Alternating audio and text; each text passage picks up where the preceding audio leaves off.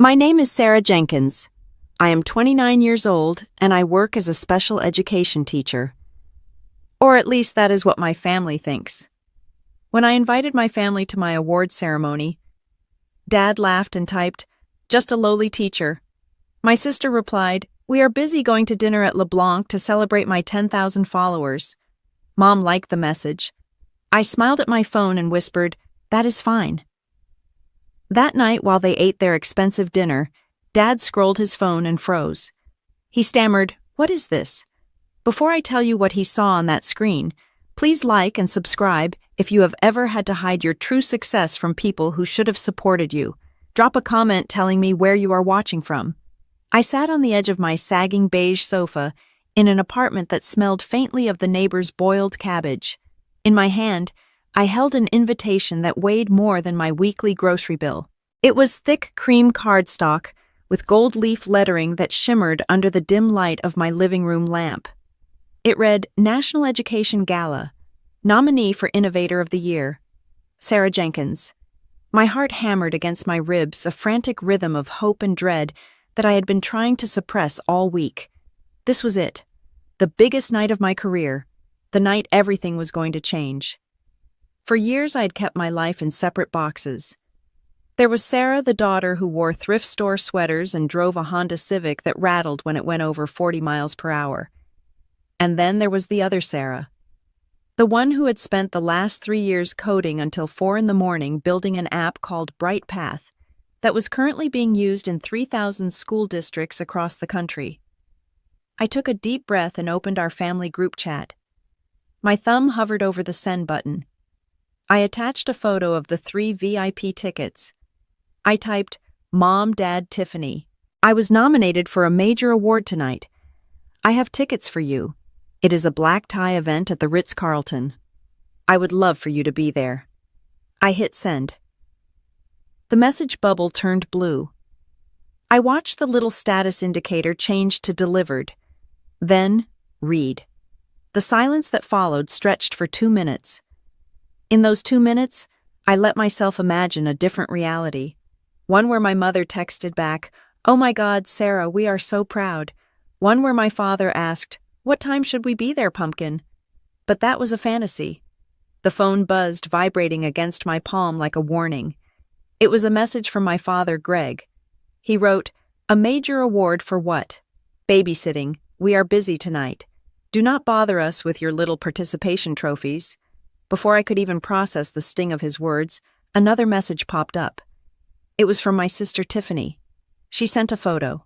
It was a selfie of her in a sparkling silver dress, holding a glass of champagne, sitting in a booth at LeBlanc, the most expensive French restaurant in Seattle. The caption read, "Celebrating my 10,000 Instagram followers with the best parents ever. Sorry, Sarah. We do not have time for a school assembly." Mom liked the message instantly. I stared at the screen. My eyes burned, but no tears fell.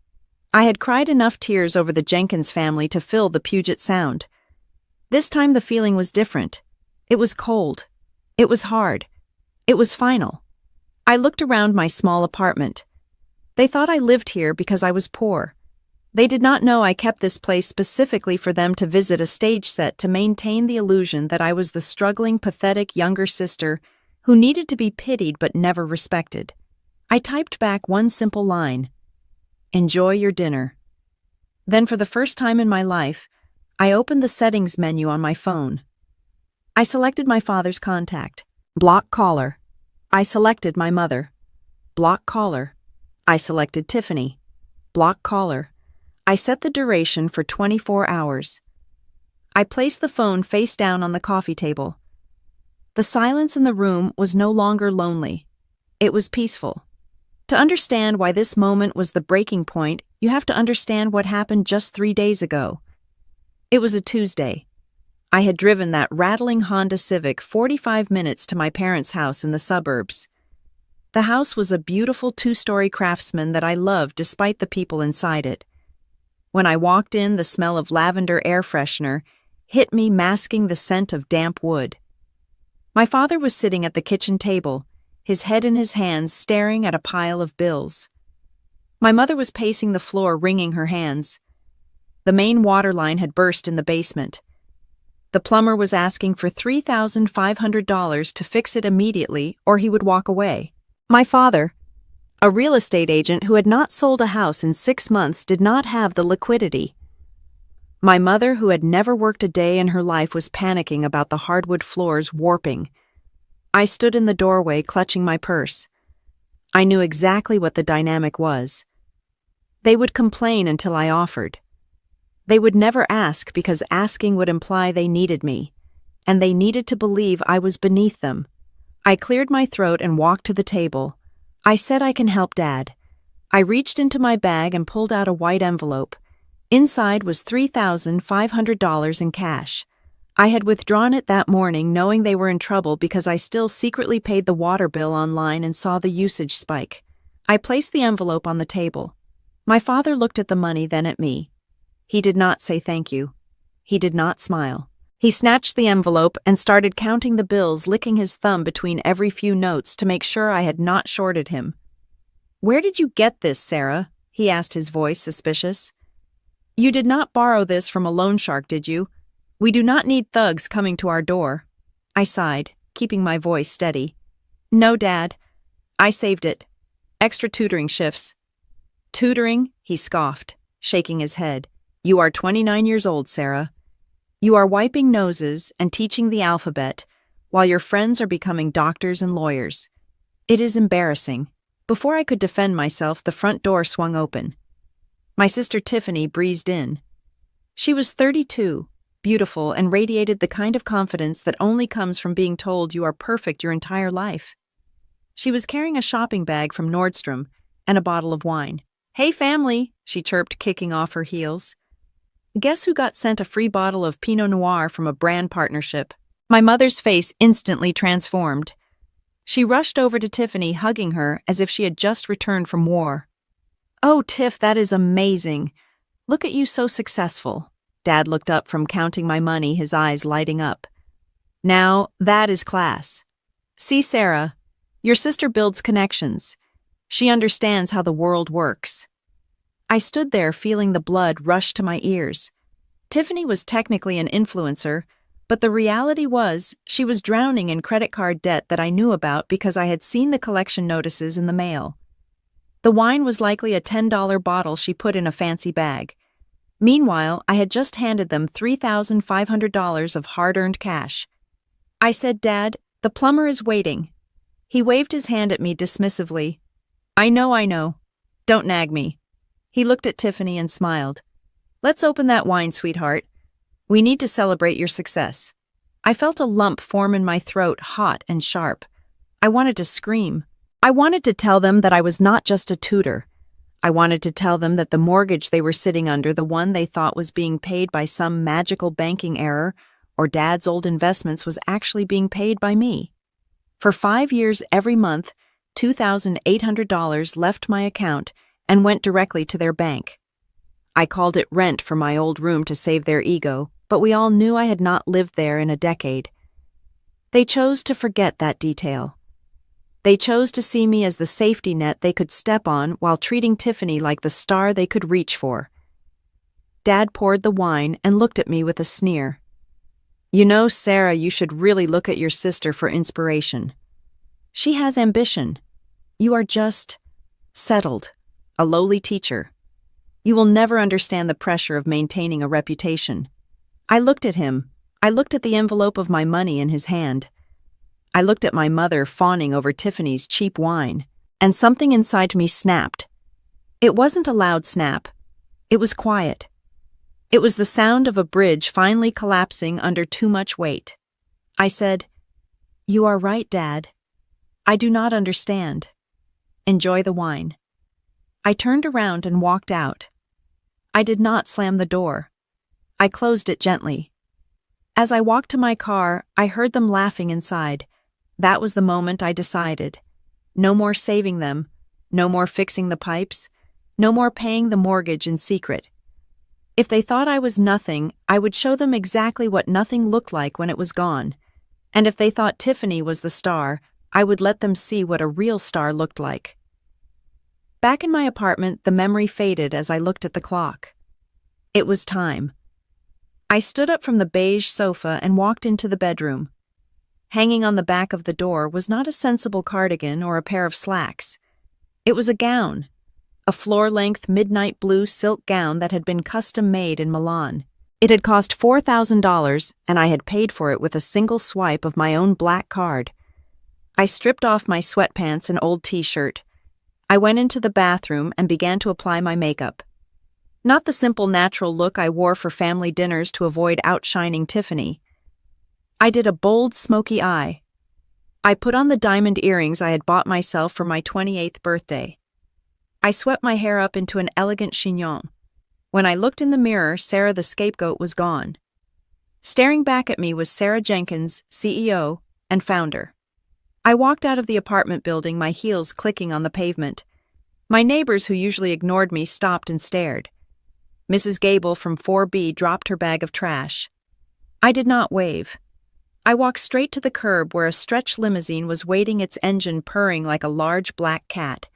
The driver, a man named Robert, who had been driving me to business meetings for 2 years, stepped out and opened the door. "Good evening, Miss Jenkins," he said with a respectful nod.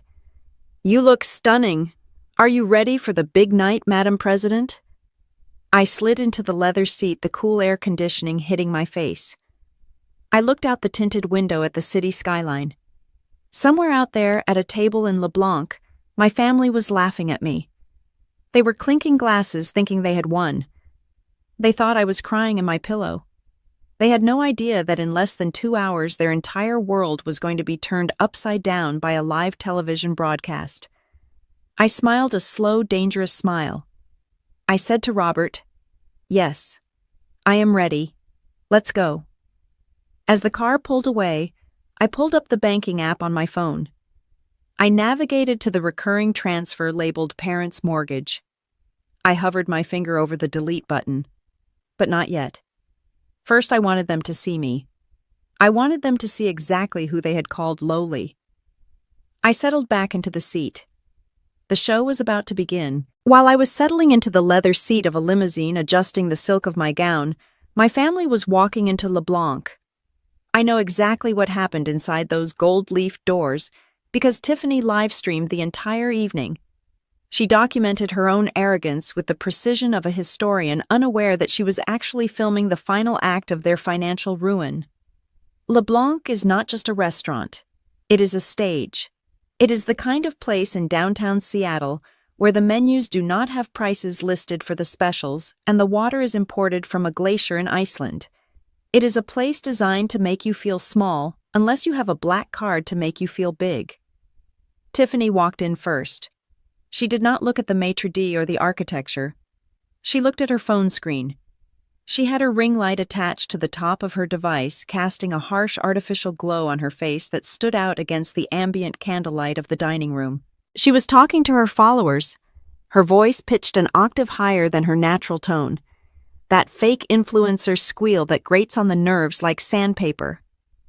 "Hey guys, we are finally here," Tiffany said to the screen, spinning around to catch the crystal chandeliers in the background. "Look at this place.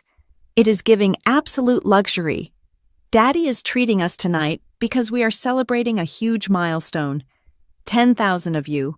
I literally cannot believe it." Behind her, my father Greg walked in. He was wearing his best suit, a navy Brooks Brothers number that he had bought 10 years ago when the real estate market was booming. It was slightly tight around the waist now, a testament to years of stress eating and sedentary living. He forced a smile for the camera, waving awkwardly, but his eyes were darting around the room. He was not looking at the decor. He was looking at the patrons. He was scanning the room to see if anyone important was there, anyone he could impress, or worse, anyone he owed money to. My mother Linda brought up the rear. She was wearing a sequined dress that was perhaps a bit too loud for a Tuesday night dinner, but subtlety had never been Linda Jenkins's strong suit. She looked around with a smug satisfaction, the kind that comes from believing you have finally arrived at the place you deserve to be. She reached out and smoothed Dad's lapel, whispering something to him. I can only imagine she was telling him to stand up straight and look rich. They were seated at a prime booth near the window overlooking the glittering city lights. As soon as they sat down, the performance began in earnest. The waiter, a young man with impeccable posture and a look of practiced indifference, placed the leather-bound menus in front of them. Tiffany did not even open hers. She looked up at the waiter, still holding her phone with her other hand. "We are celebrating tonight," she announced, making sure her microphone picked up the interaction. "So we want the best. What is the most expensive champagne you have?" The waiter raised an eyebrow. "That would be the Dom Perignon Rose, mademoiselle. It is $600 a bottle." "I will take 2, she said, snapping her fingers. "And we want the Grand Seafood Tower. The one with the lobster and the caviar. Make sure it looks aesthetic when you bring it out." My father choked on his water. He reached for his menu, his hands trembling slightly. I could see it on the video playback later, that subtle shake of his fingers.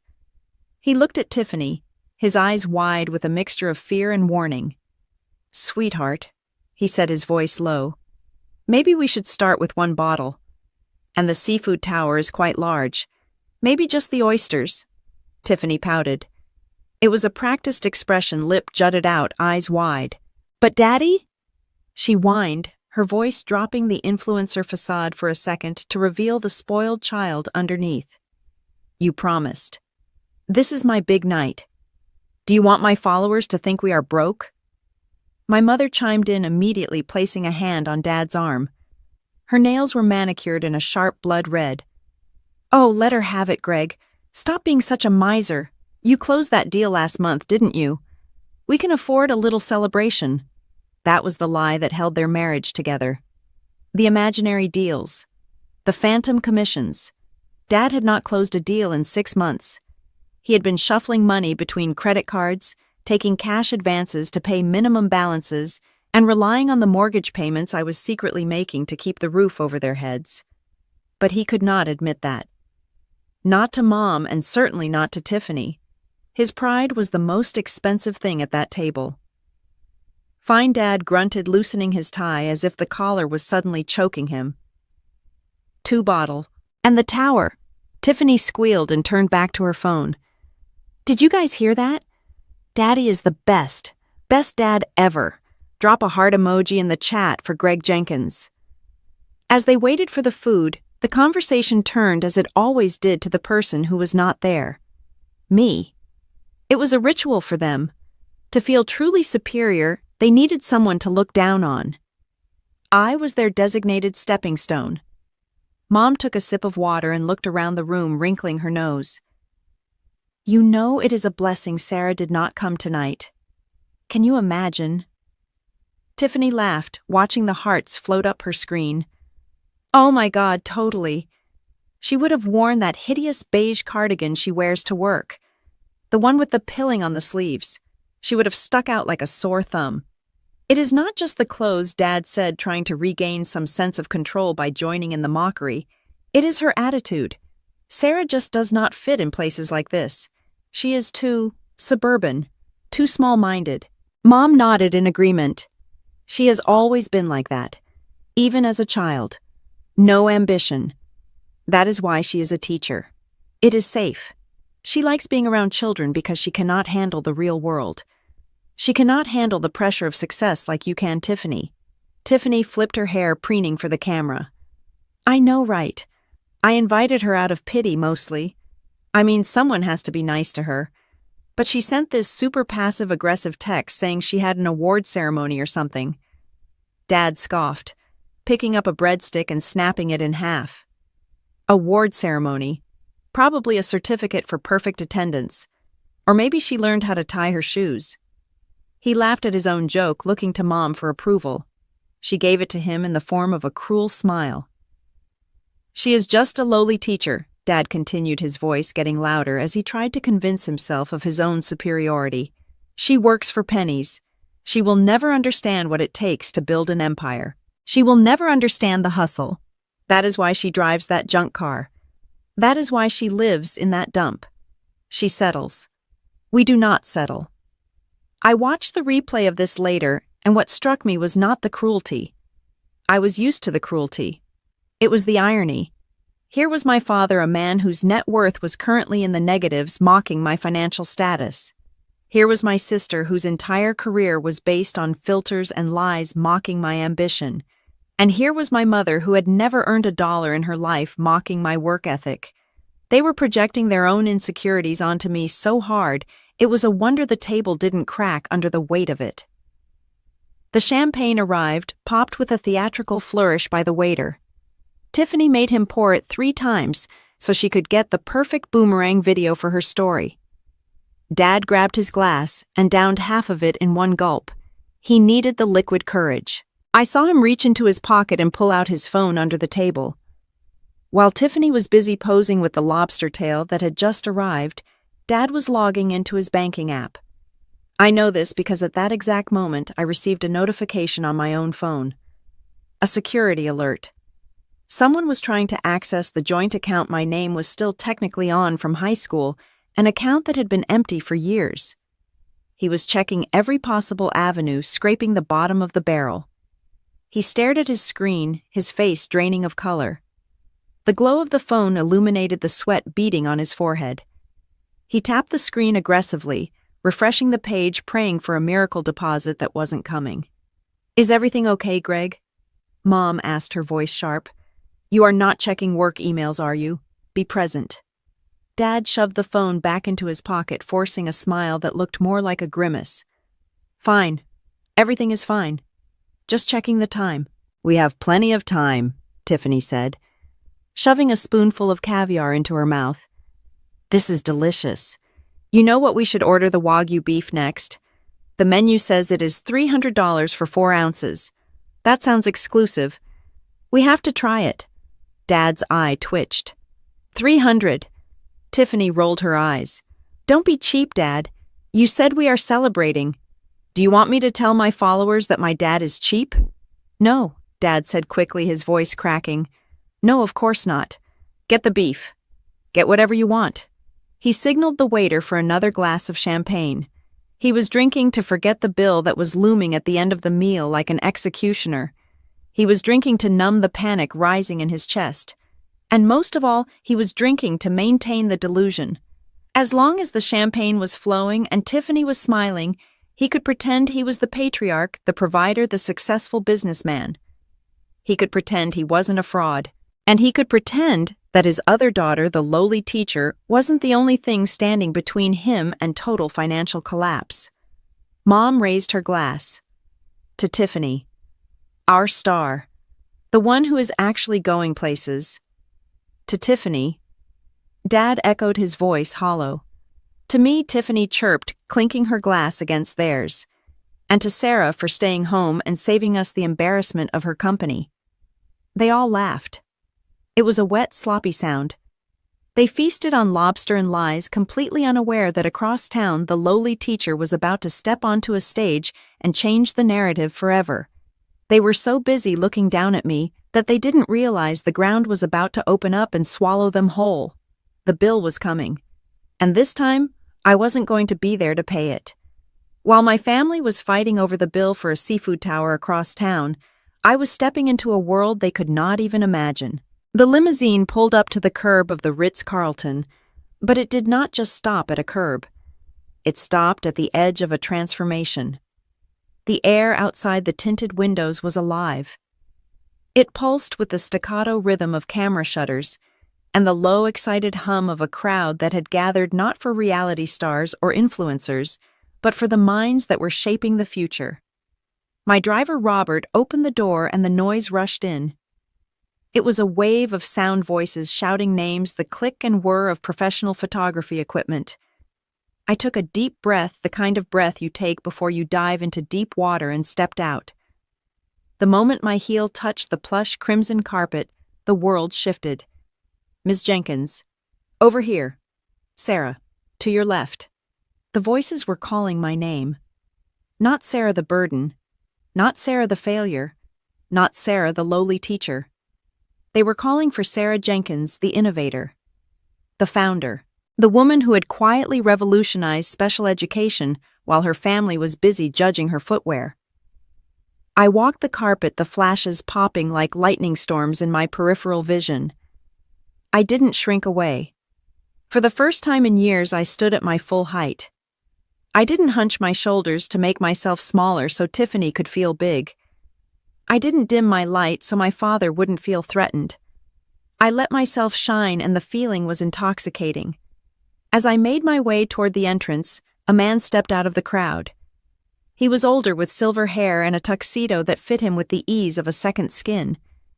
It was Arthur Vance, the CEO of a tech giant that practically ran Silicon Valley. In my family's world, he was a god. In my world, he was a colleague. "Sarah," he said, extending a hand. His grip was firm, respectful. "I was just telling the board about the beta results from the BrightPath integration in Chicago. The data is incredible. You have not just built an app. You have built a lifeline." "Thank you, Arthur," I said, my voice steady. "That means a lot coming from you. We are just getting started." We walked together toward the ballroom doors, and the conversations I overheard were not about Instagram followers or brand deals. They were about policy, about funding, about change. I was stopped by the Dean of Education from an Ivy League university who wanted to discuss implementing my curriculum into their teacher training program. I was greeted by a venture capitalist who had been trying to get a meeting with me for months. These people, these titans of industry, they looked at me with something my parents had never once shown me. Respect. It was disorienting. I had spent 29 years being told I was nothing. I had been conditioned to believe that my voice didn't matter, that my contributions were invisible. Yet here in this room, dripping with crystal and gold, I was the person everyone wanted to talk to. It felt like I was waking up from a long, bad dream. But the most important person in the room wasn't a billionaire or a dean. He was waiting for me near the entrance to the grand ballroom, holding 2 flutes of sparkling water because he knew I didn't drink when I was nervous. James. He turned as I approached, and the look in his eyes grounded me. James was a neurosurgeon, a man who spent his days saving lives, and his nights listening to me cry about a family he had never met. He was tall, with shoulders that had carried me through my darkest moments and eyes that saw right through the walls I built. To my family, he didn't exist. I had never introduced them. I knew exactly what would happen if I did. My mother would flirt with him, trying to live vicariously through me. My father would try to get free medical advice or ask for a loan. Tiffany would try to steal him just to prove she could. So I kept him a secret. He was my sanctuary, untainted by their toxicity. "You look..." He paused, searching for the word, watching me walk toward him in the midnight blue gown. "You look like you own the place." I felt a genuine smile break across my face, the first real one of the night. "I feel like I might actually belong here, James." He handed me the water and took my hand, tucking it into the crook of his arm. "You do belong here, Sarah. You built this. Every late night coding, every weekend you spent researching, every time you skipped a vacation to reinvest in the company. This isn't luck. This is you." I looked at him, feeling a surge of gratitude so strong it almost brought tears to my eyes. But I couldn't cry. Not yet. I had makeup to protect and a speech to deliver. "Do you think they are watching?" I asked quietly, looking up at the giant screens flanking the stage inside the ballroom. James squeezed my hand. "We made sure of it, remember? The network is broadcasting live. It is playing in every major establishment in the city, including LeBlanc." A shiver of anticipation ran down my spine. The trap was set. It wasn't malicious, I told myself. It was justice.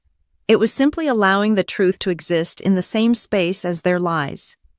The doors to the grand ballroom opened, revealing a sea of round tables draped in white linen, centered with towering floral arrangements of white orchids. The room was buzzing with the energy of success. There were no prices on the menus here because money was a tool, not a topic of conversation. There was no need to post on social media to prove we were here, because being here was proof enough. As we walked to our table, number 1 right in front of the stage, I felt the final shedding of my old skin. The Sarah who drove the Honda Civic was gone.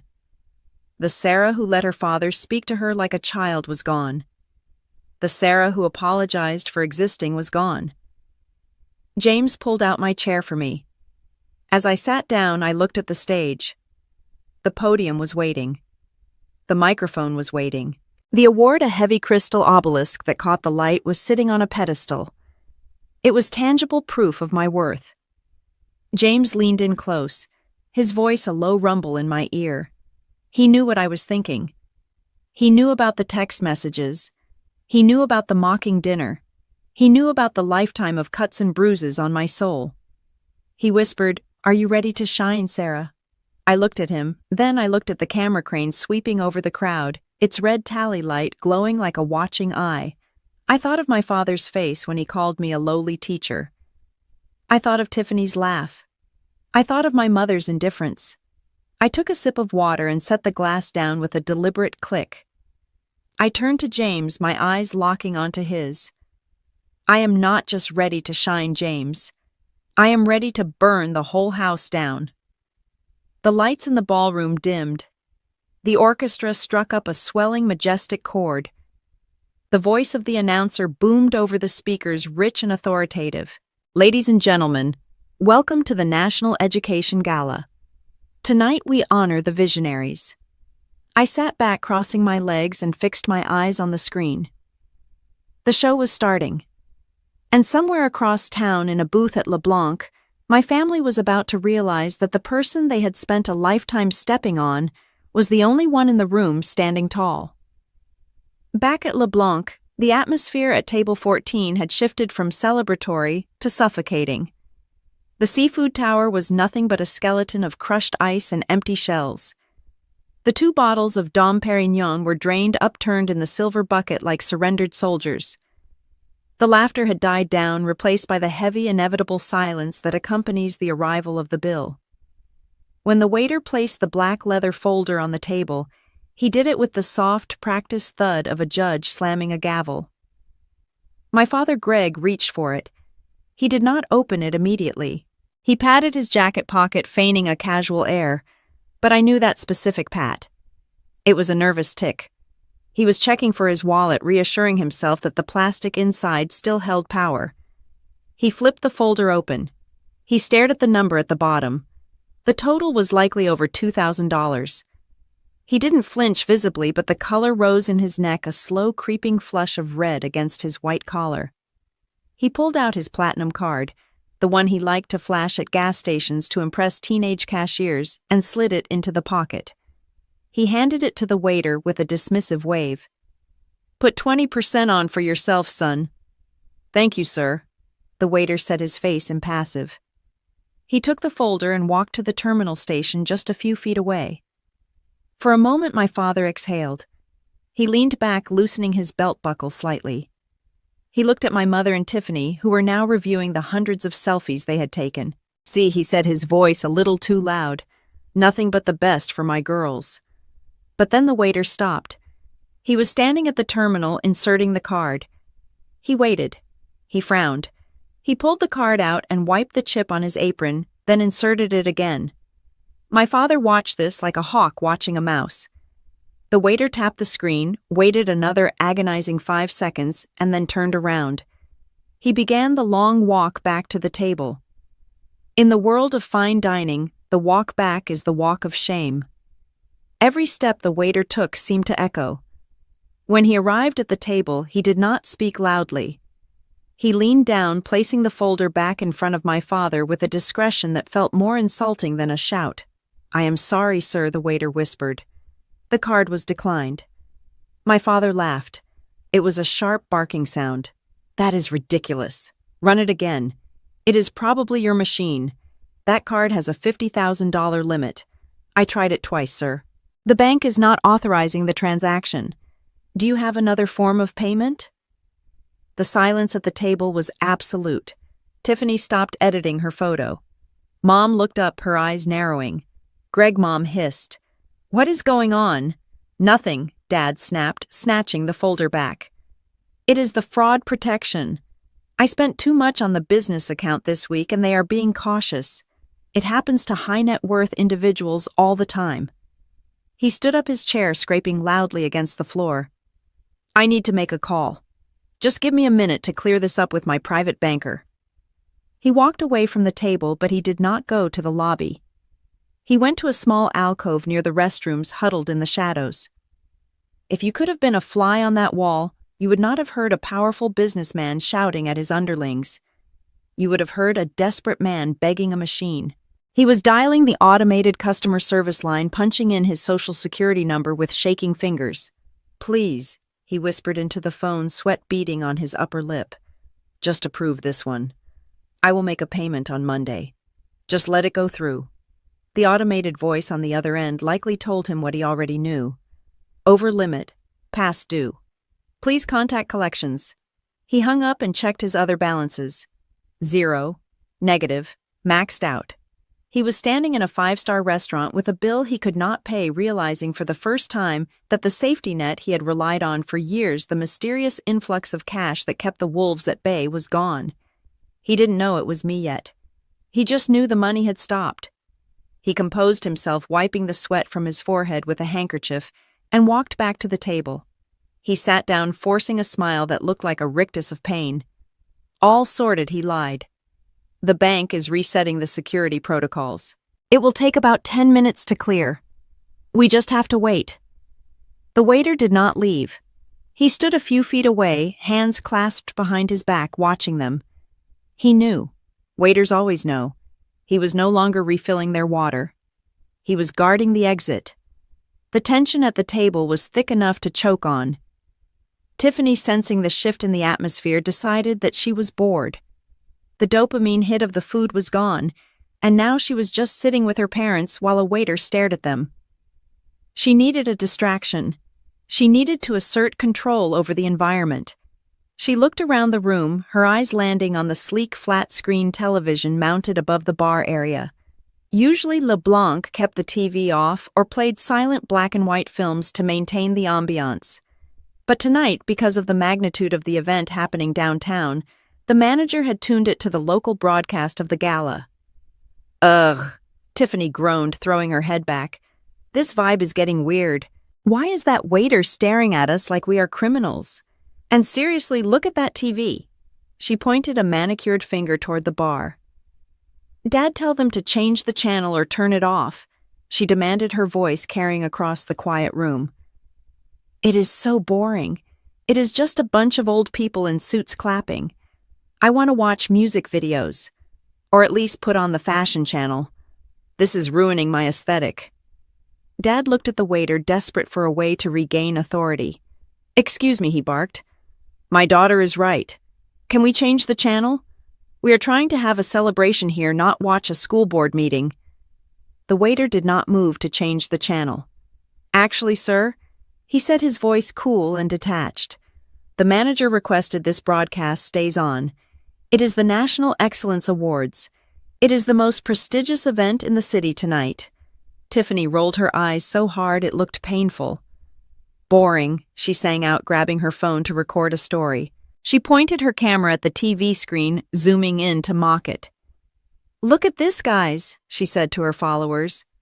"We are at the fanciest spot in town, and they are forcing us to watch this snooze fest. Literally, who cares about these people? Hashtag boring, hashtag LeBlanc, hashtag change the channel." But as she was recording, the camera on the television screen began to move. The broadcast was coming back from a commercial break. The giant logo for the National Excellence Awards dissolved in a shower of gold pixels. The scene shifted to a wide shot of the Ritz-Carlton ballroom. It was a sea of black tuxedos and designer gowns. The camera crane swooped down, gliding over the tables of the elite. It moved past the governor. It moved past the tech billionaires. It moved past the university presidents. And then the camera slowed. It began to focus on the front row. Table number 1. The table reserved for the honorees. At the restaurant, my father was taking a sip of water, his hand shaking so badly the ice cubes clinked against the glass. He looked up at the screen simply because he had nowhere else to look. "What is this?" he muttered, squinting. On the screen, the camera was panning closer. It was looking for someone. The announcer's voice came through the speakers, low and anticipating. "And now we turn our attention to the finalists for our most prestigious honor.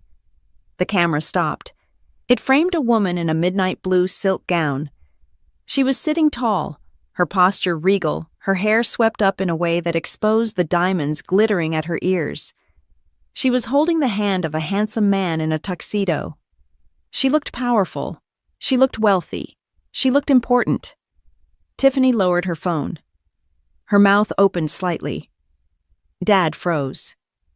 The glass of water stopped halfway to his mouth. Mom squinted, leaning forward, her brow furrowing in confusion. The woman on the screen turned her head slightly and smiled at the person next to her. It was a smile they had never seen before. It wasn't the apologetic, shy smile of the daughter who paid their bills. It was the confident, dangerous smile of a woman who had just won the game. "Wait," Tiffany whispered, the word escaping her lips like a hiss of steam. Dad blinked, trying to clear the image, thinking perhaps the stress was making him hallucinate. But the image remained. And then the caption appeared on the bottom of the screen in bold gold letters. Nominee Sarah Jenkins, founder and CEO, BrightPath.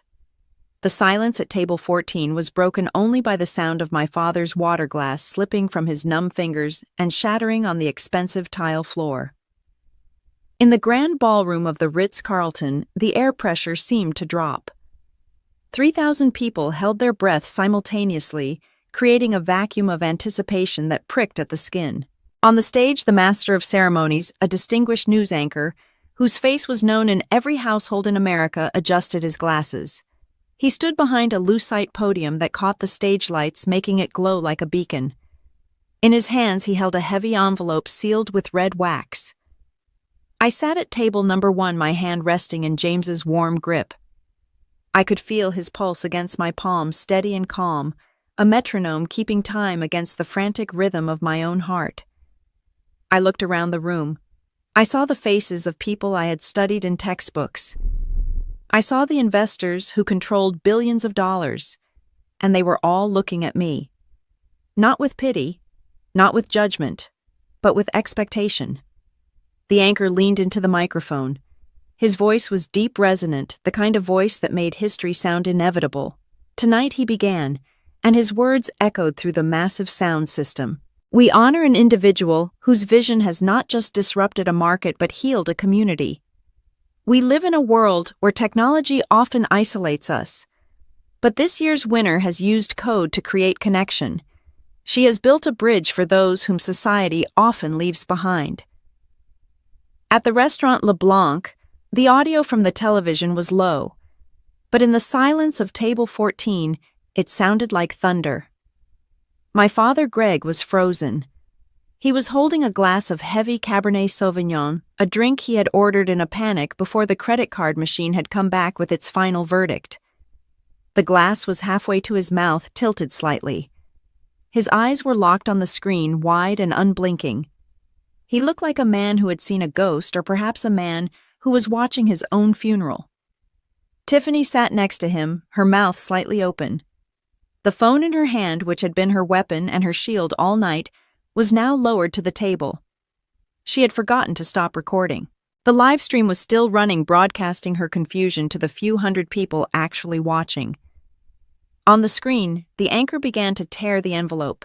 The sound of the paper ripping was sharp. "This award comes with the industry's highest honor," the anchor continued. "A fully funded partnership with the National Tech Alliance, a mentorship with the Global Education Board. And to further her groundbreaking work," he paused for effect.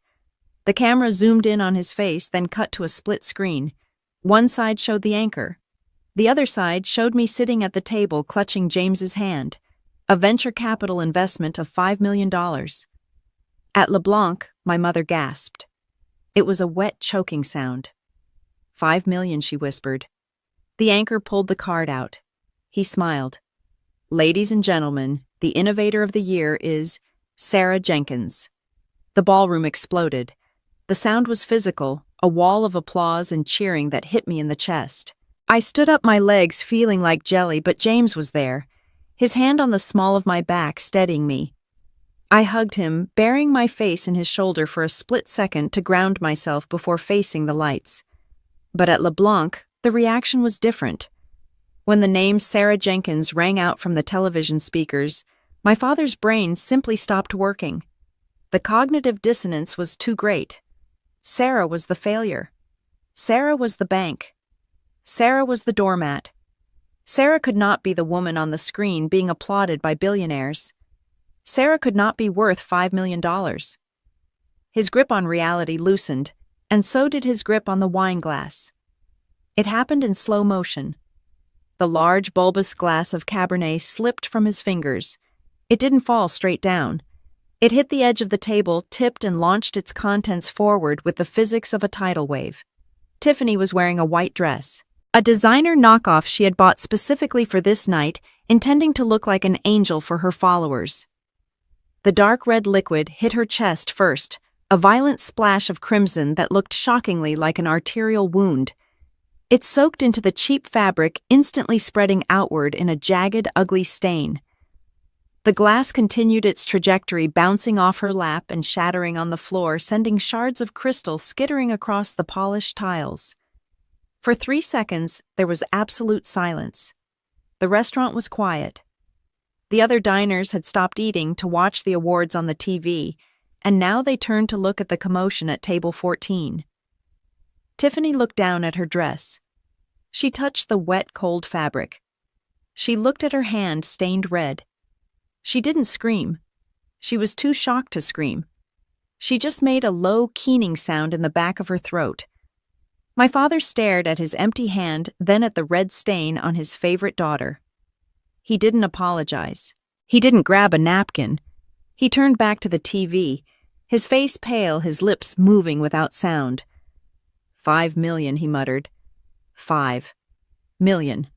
My mother Linda was the first to find her voice. But she didn't ask if Tiffany was okay. She didn't call for a waiter to help clean up the glass. She stood up her chair, scraping violently against the floor, her eyes glued to the television screen where I was now walking up the stairs to the stage, the train of my midnight blue gown flowing behind me like water. "That is Sarah," Mom said. Her voice was rising hysterical and sharp. "That is my Sarah." She pointed a shaking finger at the screen. "Look at that dress. Greg, look at that dress. I saw that in a magazine. That is a Valentino. That is a $10,000 dress." She turned to my father, her eyes wide with a mixture of greed and accusation. "Where did she get $10,000, Greg? She drives a 10-year-old Honda. She wears sweaters from Goodwill. She told us she was broke last week when I asked for money for the spa." My father shook his head, still dazed. "I don't know." The bank said, "She is lying to us." Mom shrieked, ignoring the fact that half the restaurant was now staring at them. "She has been lying to us this whole time. Where did she get the money for that dress? Where did she get the money to be at the Ritz-Carlton?" She grabbed my father's arm, digging her nails into his suit jacket. "Did she steal it, Greg? Is that why she has been so secretive? Is that why she didn't want us to come? She is into something illegal. That is the only explanation. A teacher does not get $5 million. A teacher does not wear diamonds like that." Mom looked around the restaurant, seeking validation from the strangers staring at her.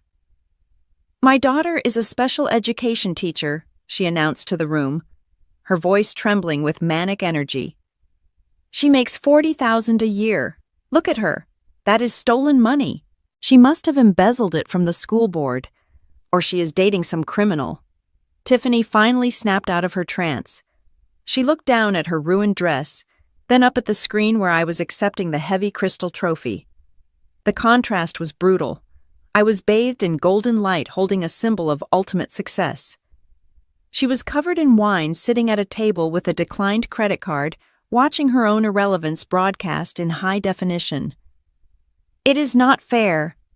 Tiffany wailed, tears starting to mix with the mascara on her cheeks. "Why is she on TV? I am the influencer. I am the one who is supposed to be famous. Look at me. I am a mess."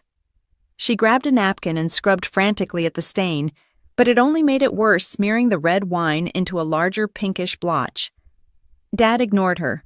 He was doing mental math. He was calculating. $5 million. $5 million was enough to pay off the mortgage. It was enough to pay off the credit cards. It was enough to buy a new car. It was enough to restore his status at the country club. His shock was rapidly being replaced by something else. Entitlement. He looked at my mother. "Linda," he said, his voice low and intense. "Did you hear what the man said? A venture capital investment. That means it is a business. A family business."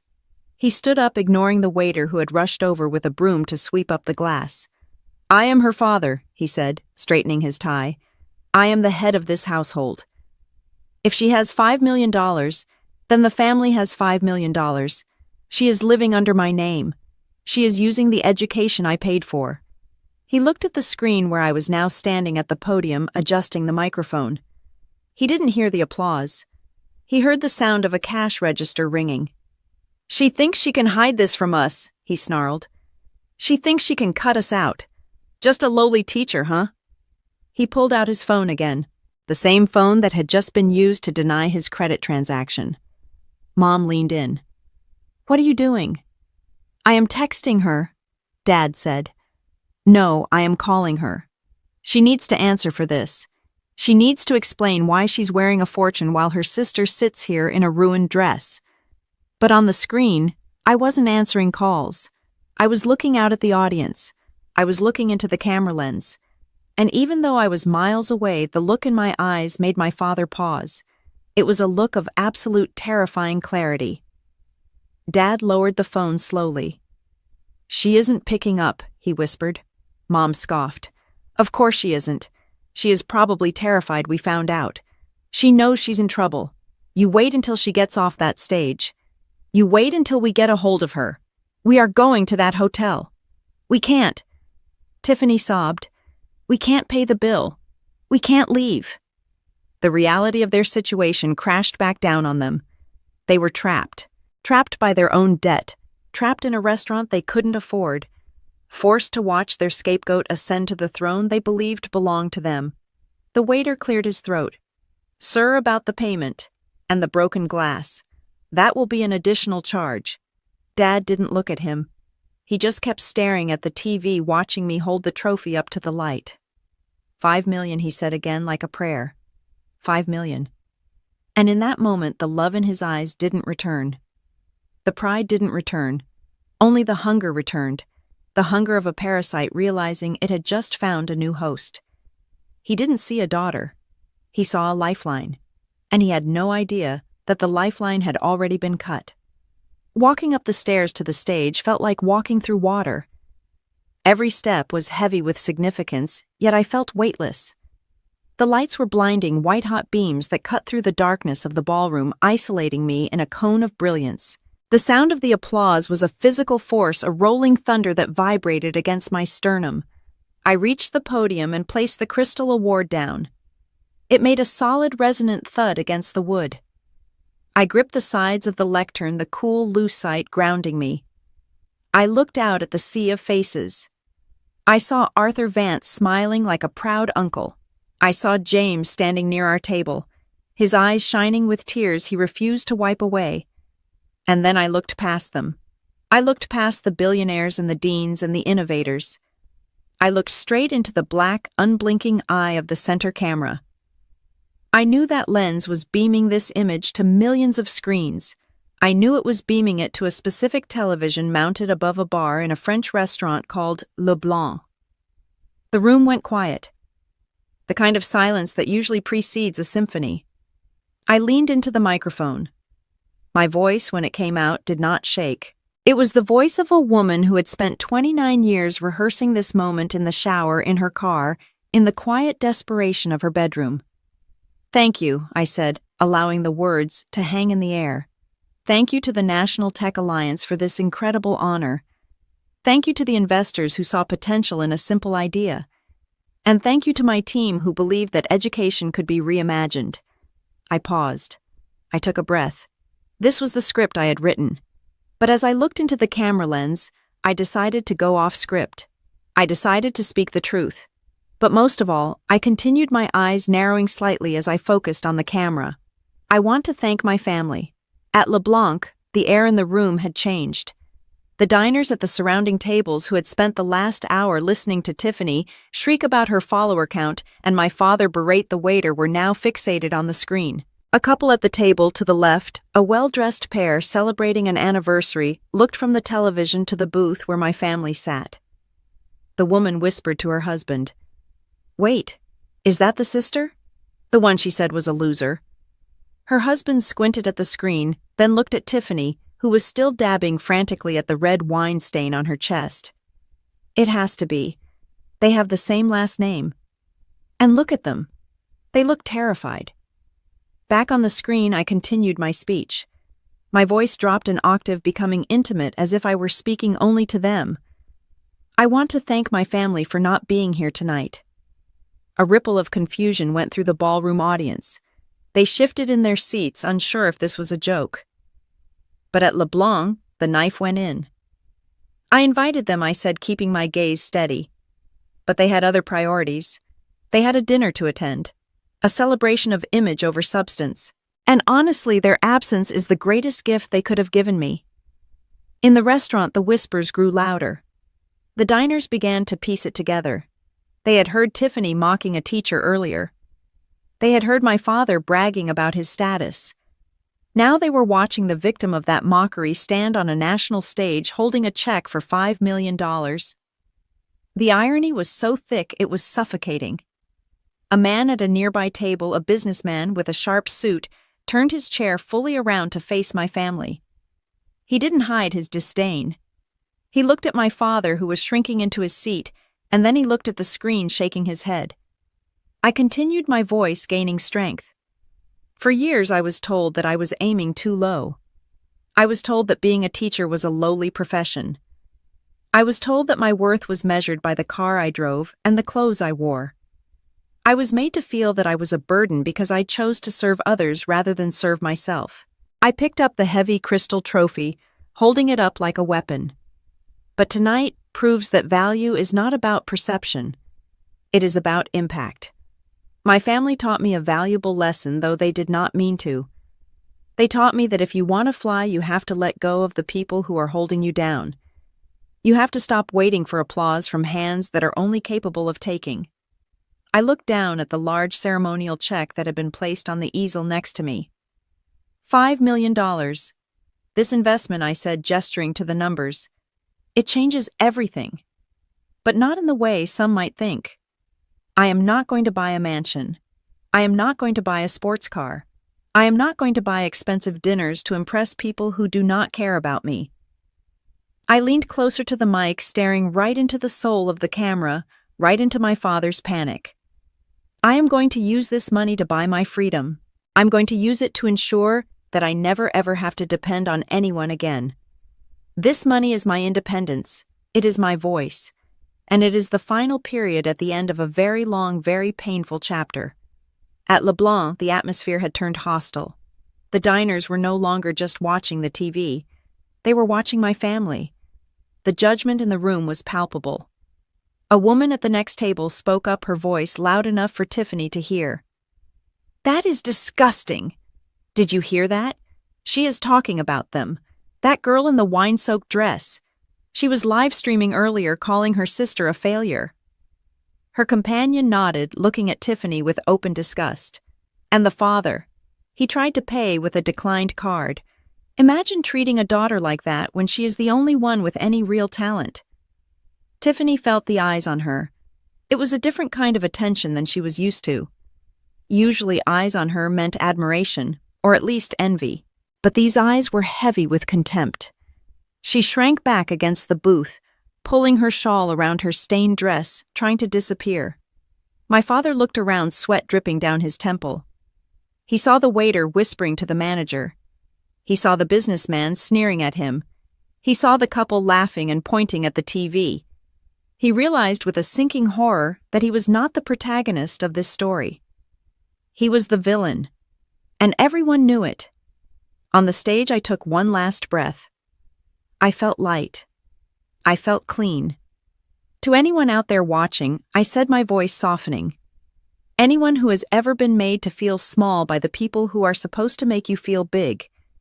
anyone who has been called a burden, anyone who has been underestimated. This is for you. Do not let them define your value. Build your own table. And when you finally succeed, do not feel guilty about eating alone. It tastes much better that way. I stepped back from the podium.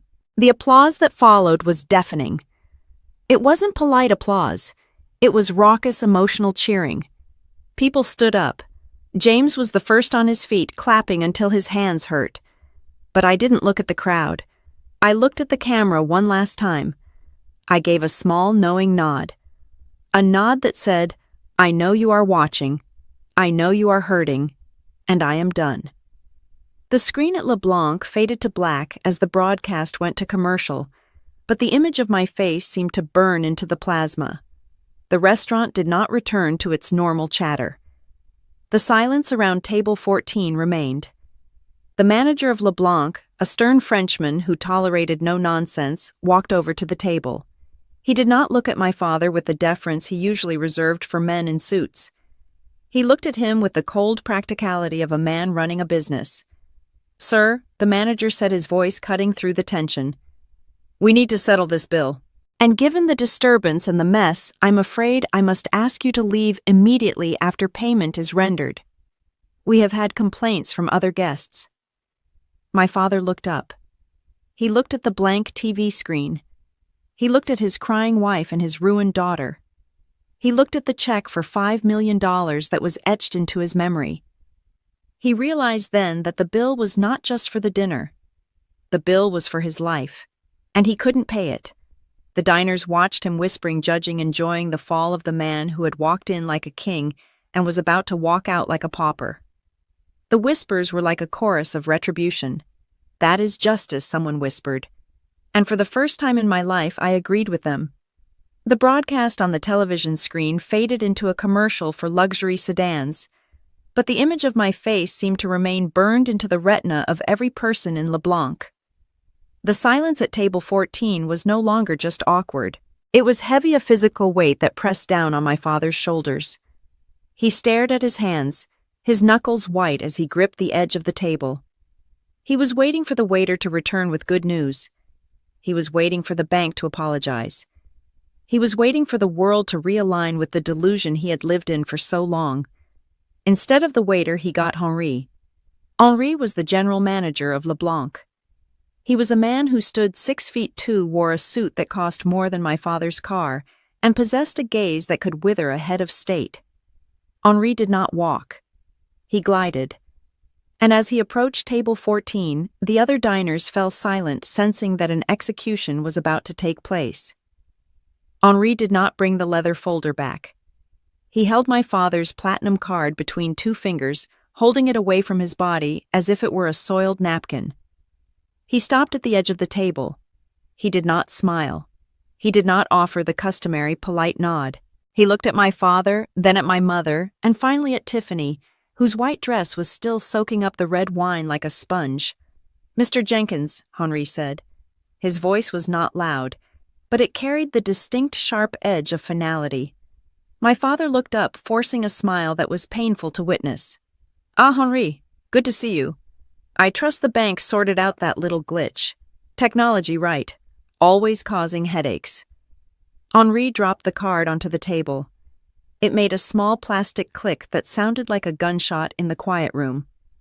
The card has been declined for the third time, Mr. Jenkins. The bank has flagged it for insufficient funds and potential fraud. They have instructed us to confiscate it, but I am returning it to you because I want you to leave my establishment immediately. My father sputtered. Fraud. That is preposterous. I demand you run it again. Or call them. Here, let me speak to them.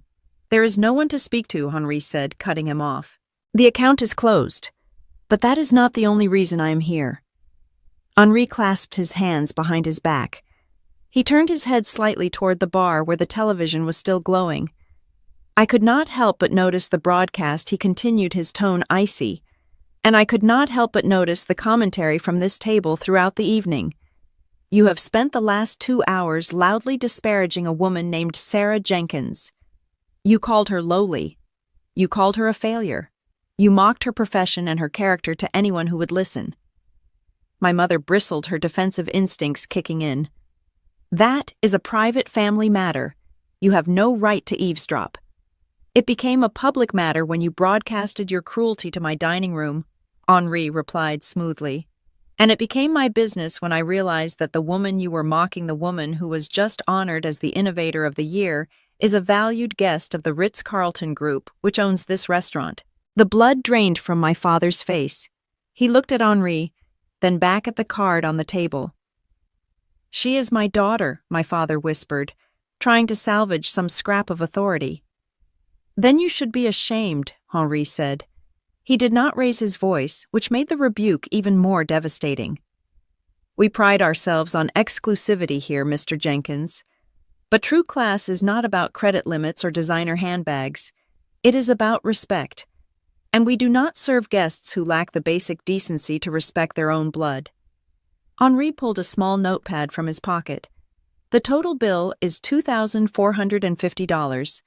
That includes the dinner, the wine, and a cleaning fee for the mess you have made of our floor. You will pay it now. Cash. Or a valid card. If you cannot, I have the police on speed dial. Theft of services is a serious offense. My father looked at the number written on the paper.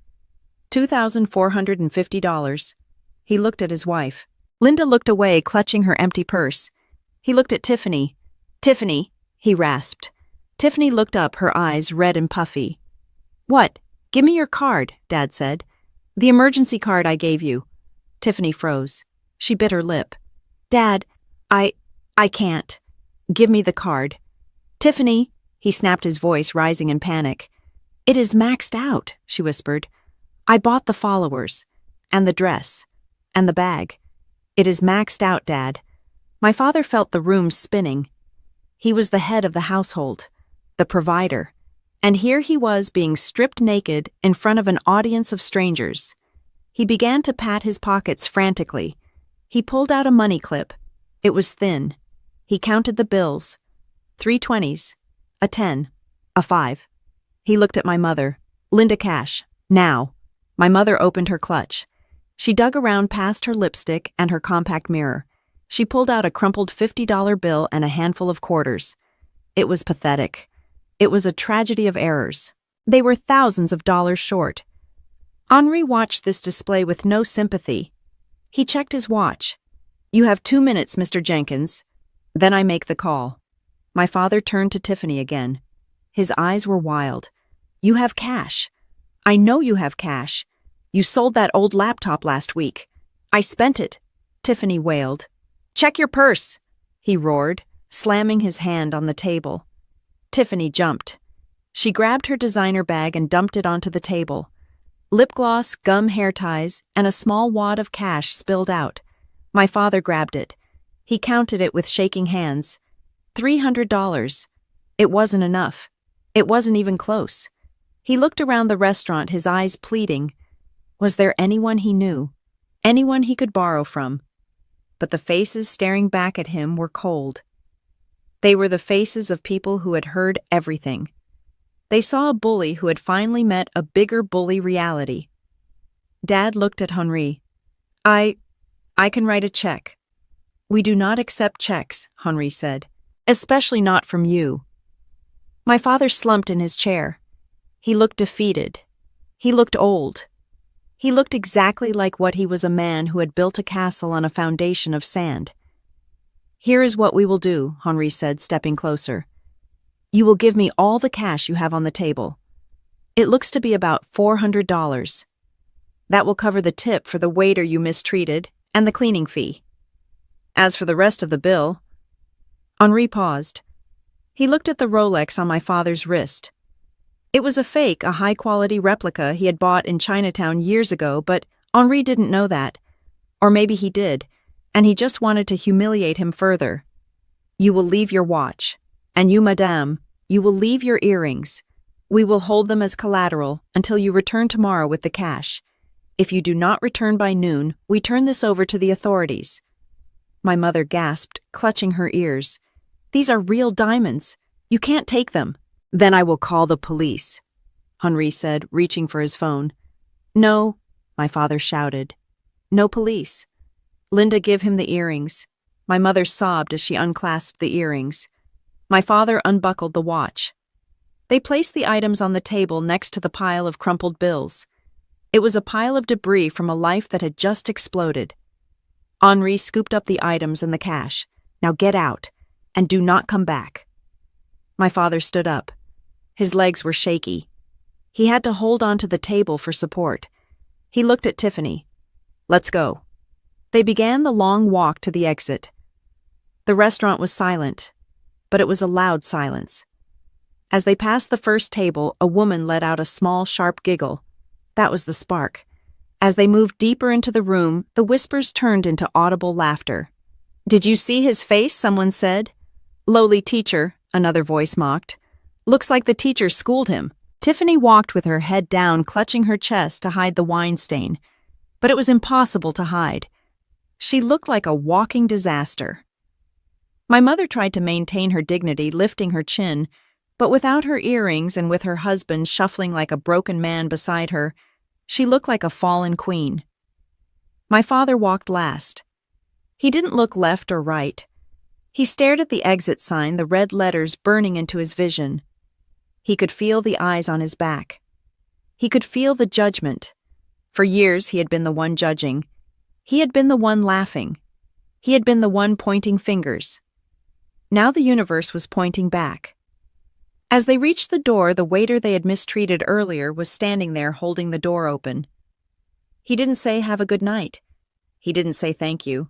He looked my father in the eye, gave a small pitying smile, and said one word. Karma. My father stepped out into the cool night air of Seattle. The door closed behind him, shutting off the warmth and the light of LeBlanc. He stood on the sidewalk, the streetlights casting long, distorted shadows. He looked at his family. They were broke. They were humiliated. And they were alone. The only person who could have saved them, the only person who would have paid that bill without asking for a dime in return, was currently on every television screen in America, celebrating a victory that they had explicitly excluded themselves from. My father reached into his pocket for his car keys, his hand brushing against the empty space where his wallet usually sat. He realized then that the hardest part wasn't over. The hardest part was going to be waking up tomorrow and realizing that the ATM he had treated like a daughter was closed for business. Forever. The limousine ride away from the Ritz-Carlton was quiet. It was the kind of silence that feels expensive. The heavy doors had shut out the noise of the paparazzi, the cheering crowds and the questions. Inside, the air smelled of leather and stale adrenaline. James sat beside me, his hand resting on my knee, a grounding weight that kept me from floating away. I leaned my head back against the seat, closing my eyes for a moment. I could still see the flashbulbs exploding behind my eyelids. I could still hear the echo of my own voice saying, I'm going to buy my freedom. It was done. The speech was over. The check was real. The secret life I had built for 3 years was now public record. But the silence in the car was deceptive. Because in my clutch purse, vibrating against my hip like a trapped insect, was my phone. I had turned off the 24-hour block right before I stepped off the stage. I wanted to know. I needed to know. It was a morbid curiosity, like slowing down to look at a car crash, except in this case, I was the one who had caused the collision. I reached into the bag and pulled out the device. The screen lit up, illuminating the dark interior of the car with a harsh blue glow. James looked over. You do not have to look at it, Sarah. You can turn it off. You can throw it out the window. We can get you a new number tomorrow. I shook my head slowly. Number 1. I need to see this. I need to see exactly who they are. I unlocked the screen. The notifications did not just appear. They cascaded. They tumbled over each other in a frantic digital waterfall. The numbers were staggering. 50 missed calls, 112 text messages, voicemails that had filled my inbox to capacity. The timestamps told a story of their own. The first messages started exactly 2 minutes after the announcer said my name. They began as confused question marks. Then, as the award was announced, they turned into frantic exclamations. And finally, after my speech, they transformed into a desperate, chaotic flood. I scrolled past the messages from distant relatives I had not spoken to in a decade. I scrolled past the messages from high school bullies who suddenly wanted to grab coffee. I went straight to the source, the family group chat. The most recent message was from my mother, Linda. It had been sent 10 minutes ago. "Sarah, my baby girl," it read. "I am sitting here crying my eyes out. I have never cried so hard in my life. We are just so incredibly proud of you. I knew it. I always told your father that you were the special one. You were always my quiet genius." I let out a short, sharp breath that was not quite a laugh. My quiet genius. 3 days ago, she had called me a leech. 3 days ago, she had told me I was wasting my life. Now history was being rewritten in real time. I continued reading her message. It was long, a wall of text designed to overwhelm me with guilt and affection. "Where are you, honey? We are so worried. We saw you on TV, and we just wanted to run through the screen and hug you. Please come home. Tonight. Do not stay at a hotel. Your room is waiting for you. I am already in the kitchen. I am making your favorite meal. The pot roast with the extra carrots. Just the way you love it. We can celebrate together. Just us. A real family celebration. Please call me. Mommy loves you." I stared at the words. Pot roast. I had not eaten red meat in 7 years. I stopped eating it when I was 22 because it made me sick. My mother knew this, or at least a mother who paid attention would know this. But Linda Jenkins did not know Sarah the person. She only knew Sarah the utility. The pot roast wasn't a meal. It was bait. It was a lure to drag me back into the house, back into the dynamic where she could control me, back into the place where she could convince herself that the $5 million I had just won was somehow hers. Mommy loves you. Those 3 words sat on the screen like a toxic spill. She did not love me. She loved the reflection of success I now cast. She loved the proximity to power. She loved the idea that her retirement fund had just walked onto a stage in a Valentino gown. I scrolled up. The messages from Tiffany were different. If my mother's strategy was emotional suffocation, Tiffany's was pure, unadulterated gaslighting. There were a dozen frantic texts from her sent in rapid succession while she was presumably trying to scrub red wine out of a dress she couldn't afford. "Sarah, pick up. Pick up the phone. This is an emergency." And then the pivot. OMG. Sarah, ignore those previous texts. My account was hacked. Can you believe it? Some hater must have got into my phone and sent those mean messages about you earlier. I would never say that. You know I love you, right? Sisters for life. I stared at the words, hacked. It was such a lazy lie. It was the kind of lie a child tells when they are caught with their hand in the cookie jar, except Tiffany was a 32-year-old woman. She expected me to believe that a hacker had broken into her phone specifically to tell me I was a loser and then returned control to her just in time for her to ask for money. Because that is exactly what the next message was. "Anyway, sis, we are in a bit of a jam. The credit card terminal at the restaurant is glitching and Dad is being so dramatic. It is embarrassing. Since you are basically a millionaire now, LOL, could you transfer me like $20,000 just to cover the bill and my credit card balance? I will pay you back as soon as my brand deal comes through. It is nothing to you now, right? You are rich. Help your big sis out. $20,000. She typed the number as if it were $20. She asked for it with the casual entitlement of someone who has never been told no. There was no shame, no apology for the years of torment. No acknowledgement that she had spent the evening mocking the very source of income she was now trying to tap. It is nothing to you now. That phrase stuck in my throat. It wasn't nothing. It was everything. It was the sleepless nights. It was the panic attacks. It was the years of driving a car that shook on the highway so I could pay their bills. Every dollar of that prize money represented a scar I had earned while fighting to survive them. I looked at the timestamps again. My mother's love bomb and Tiffany's frantic begging had come through at almost the exact same moment. They were a coordinated attack. Good cop, bad cop. the lover, and the beggar. They were throwing everything at the wall to see what would stick. James watched me reading.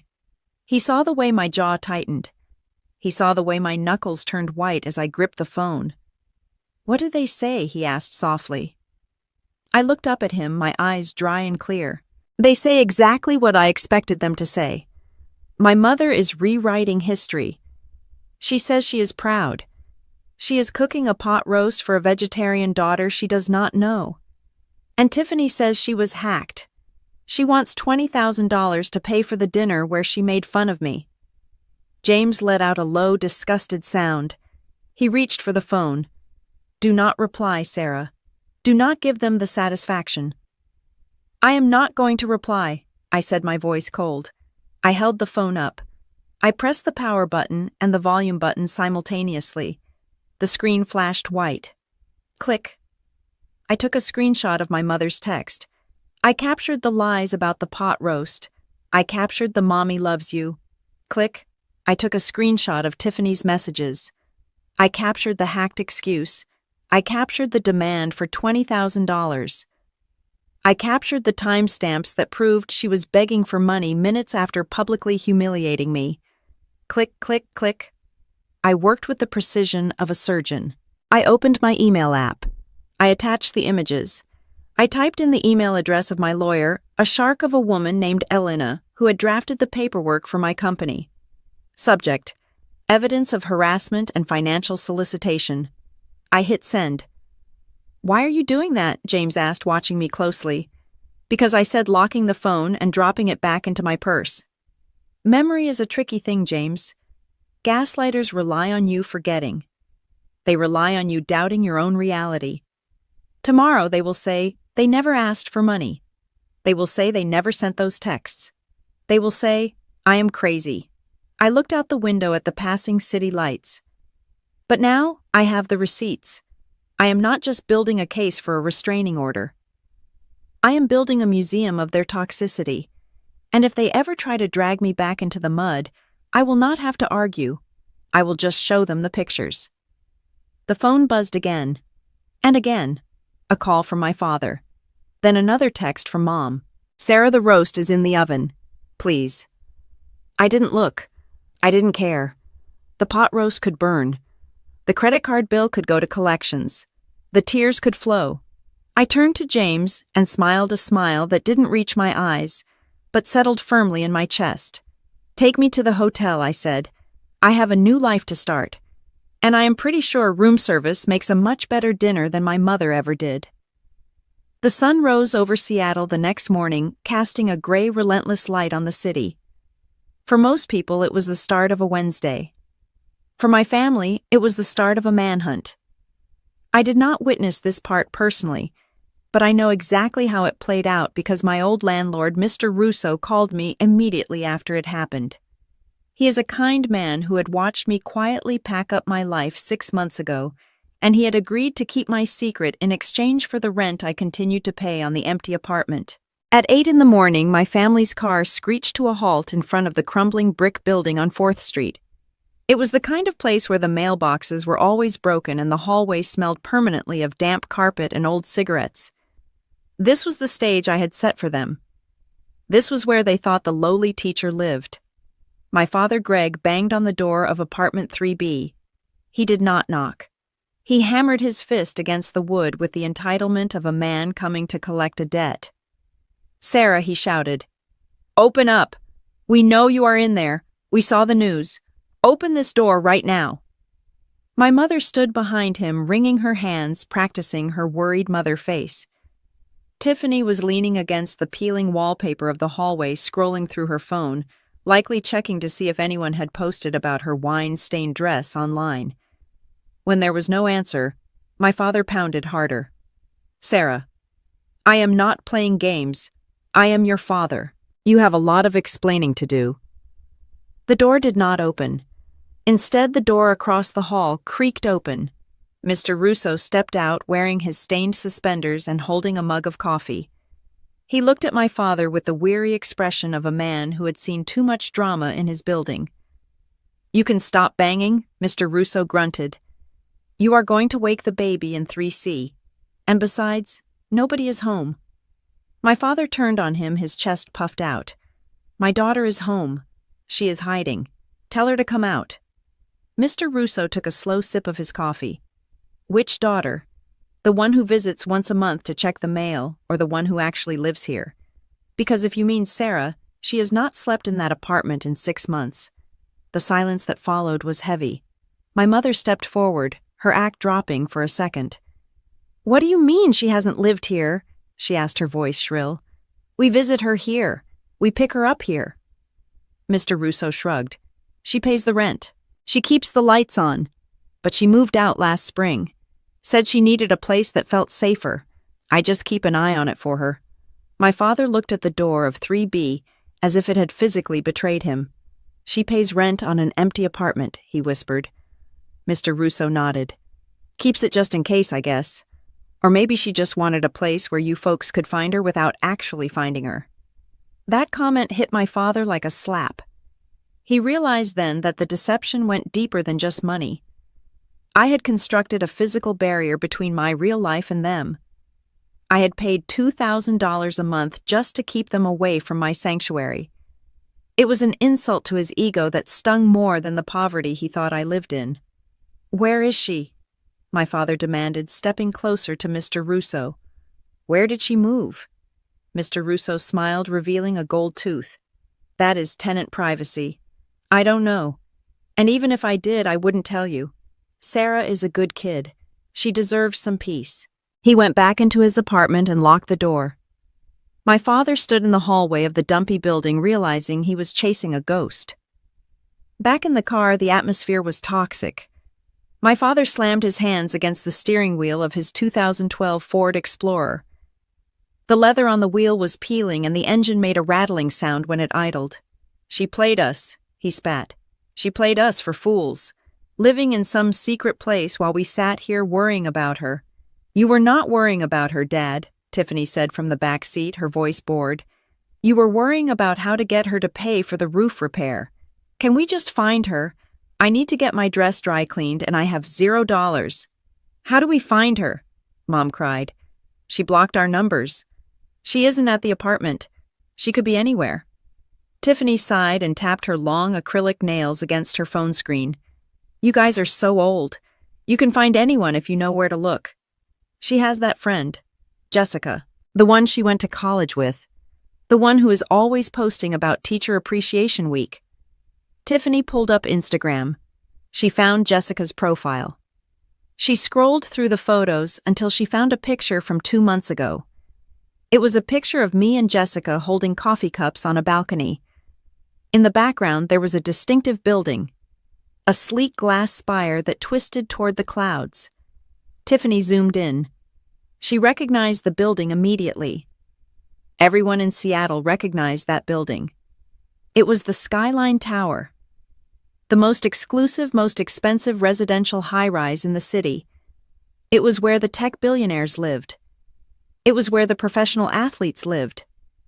It was a fortress of glass and steel that looked down on the rest of the city.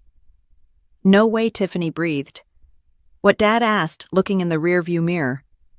Tiffany turned the phone around. Look at the background. That is the Skyline Tower. She is living at the skyline. My father squinted at the screen. The skyline, he repeated. Mom gasped.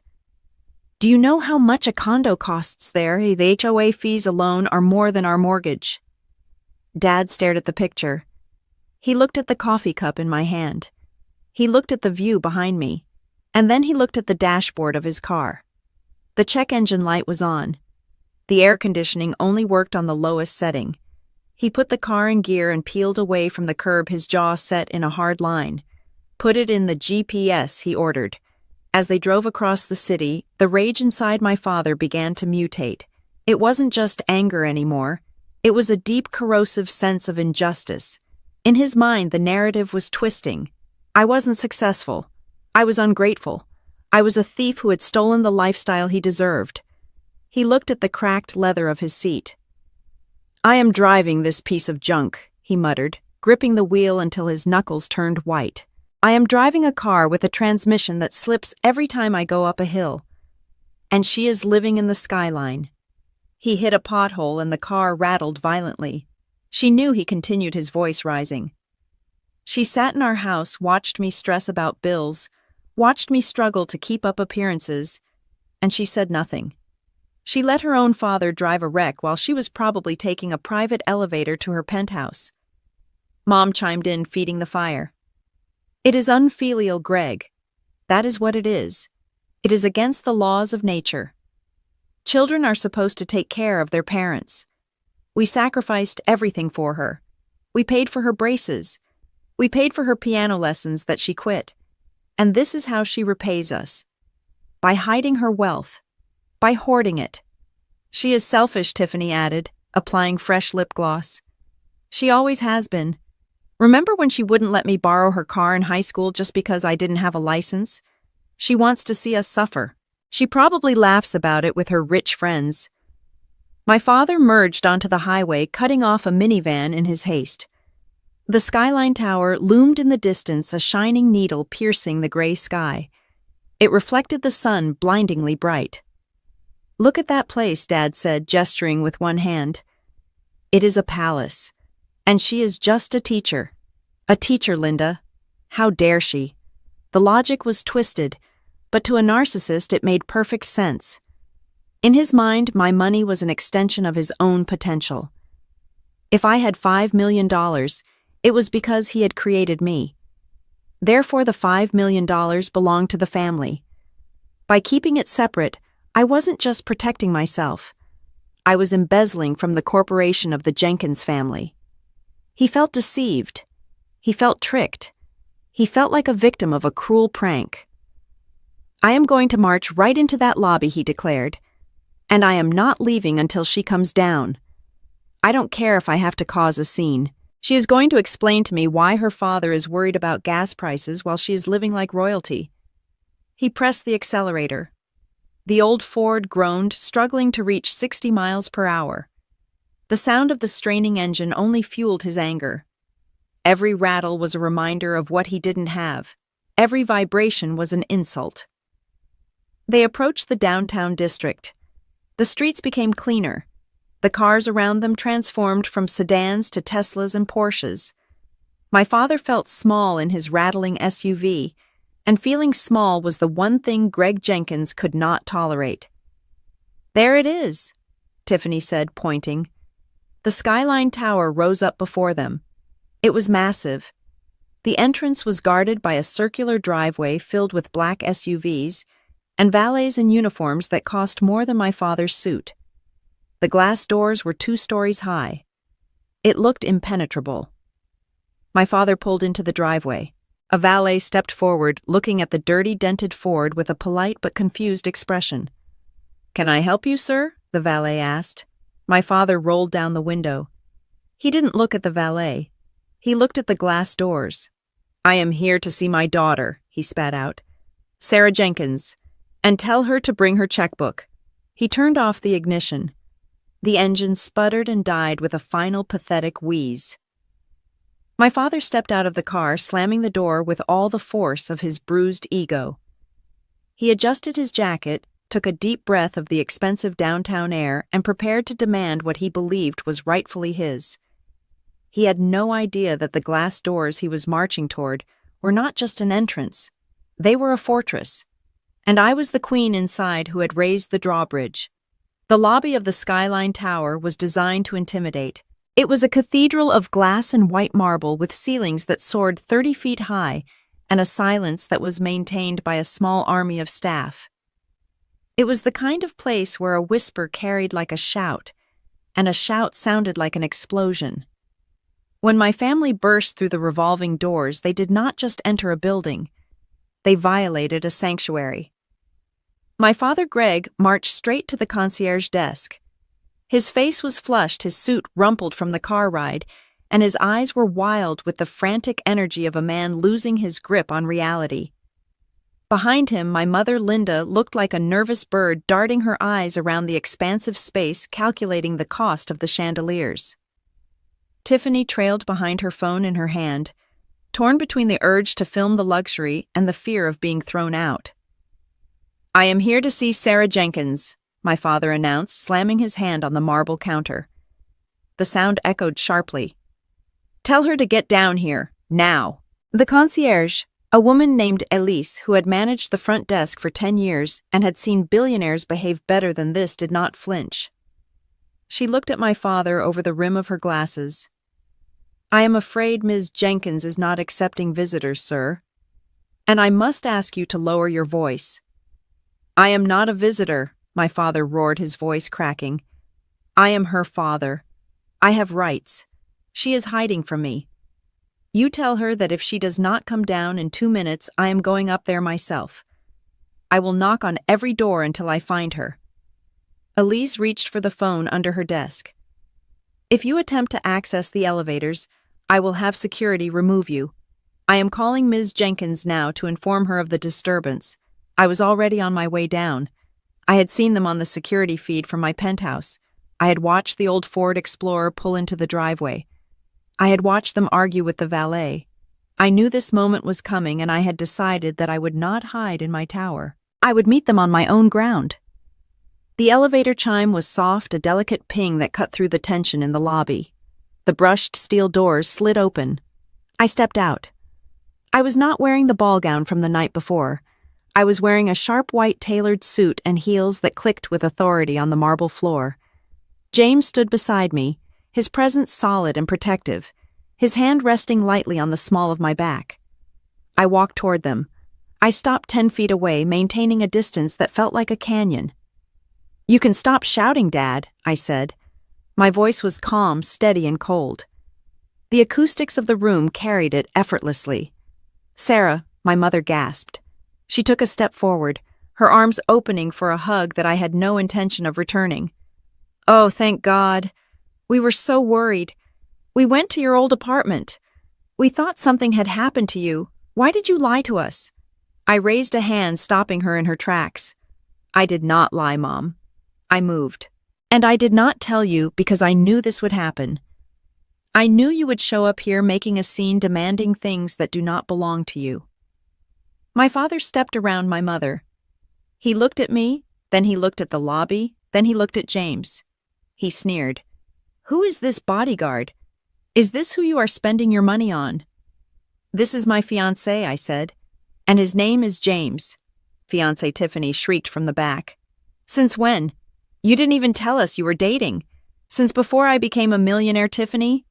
I replied, my eyes locking onto hers. He loved me when I was just a lowly teacher. He didn't need a bank statement to respect me. Unlike you, my father's face turned a shade of purple I had never seen before. He felt the control slipping away. He felt the power dynamic shifting permanently. In this lobby surrounded by wealth, he could never attain facing a daughter who no longer feared him. He felt small. And Greg Jenkins hated feeling small. You ungrateful little brat, he spat.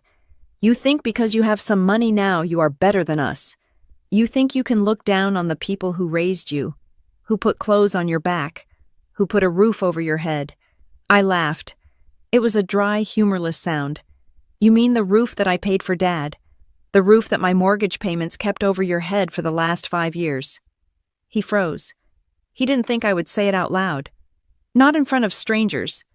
Don't you dare, he warned, pointing a shaking finger at me. Don't you dare rewrite history. I supported you.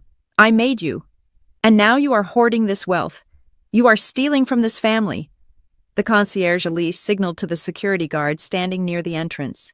He was a large man named Marcus, an ex-Marine who moved with silent, terrifying grace. He began to walk toward us. My mother saw the guard approaching. She panicked. Her strategy of guilt had failed, so she reverted to her base instinct. Aggression. She felt that I was being disrespectful. She felt that I needed to be corrected, just like when I was a child. How dare you speak to your father like that, she screamed. She lunged. It happened fast. She rushed across the 10 feet of marble that separated us. Her hand-raised fingers curled into a claw, aiming for my face. She wanted to slap me. She wanted to physically hurt me to reestablish her dominance. She wanted to hear the sound of her hand against my cheek, to prove that she still owned me. I didn't flinch. I didn't move. Because I didn't have to. Before she could reach me, a large, dark hand clamped around her wrist. It wasn't James.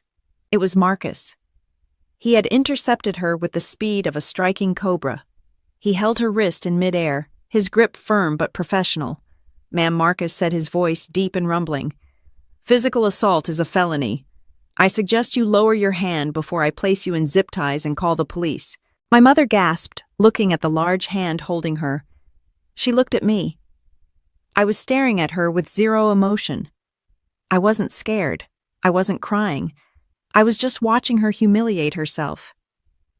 "Let go of me," she shrieked, struggling uselessly against Marcus's grip. "Greg, do something. He is hurting me." My father looked at Marcus. He saw the badge. He saw the muscles.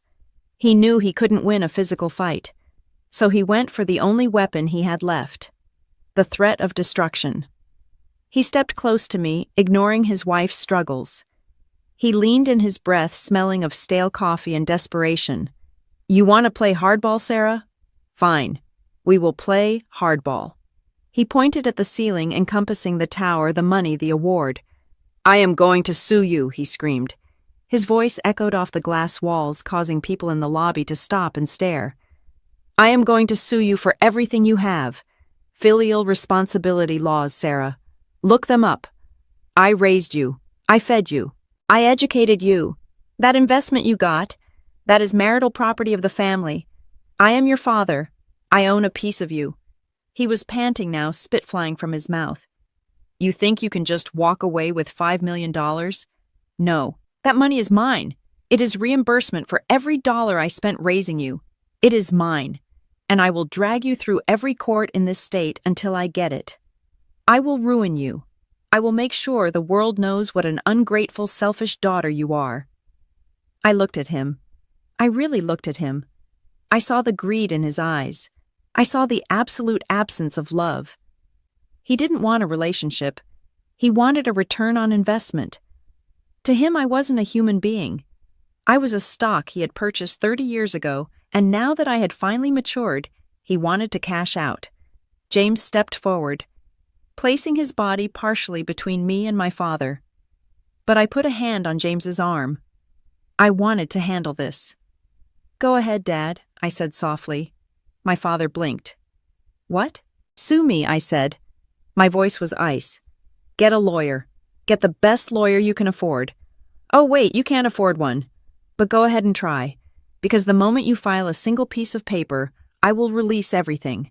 I took a step closer to him, invading his personal space. "I will release the bank statements showing I paid your mortgage. I will release the emails where you asked me to commit tax fraud.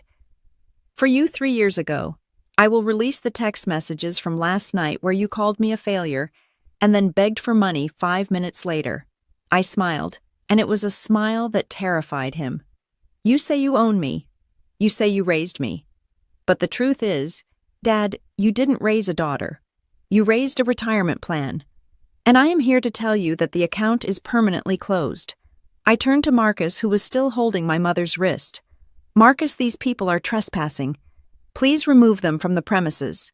And if they ever step foot on this property again, authorize a criminal trespass order."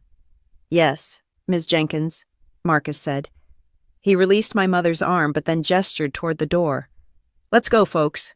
The show is over." My father stood there, his mouth opening and closing like a fish on dry land. He looked at the luxury around him. He looked at me standing tall in my white suit, untouchable.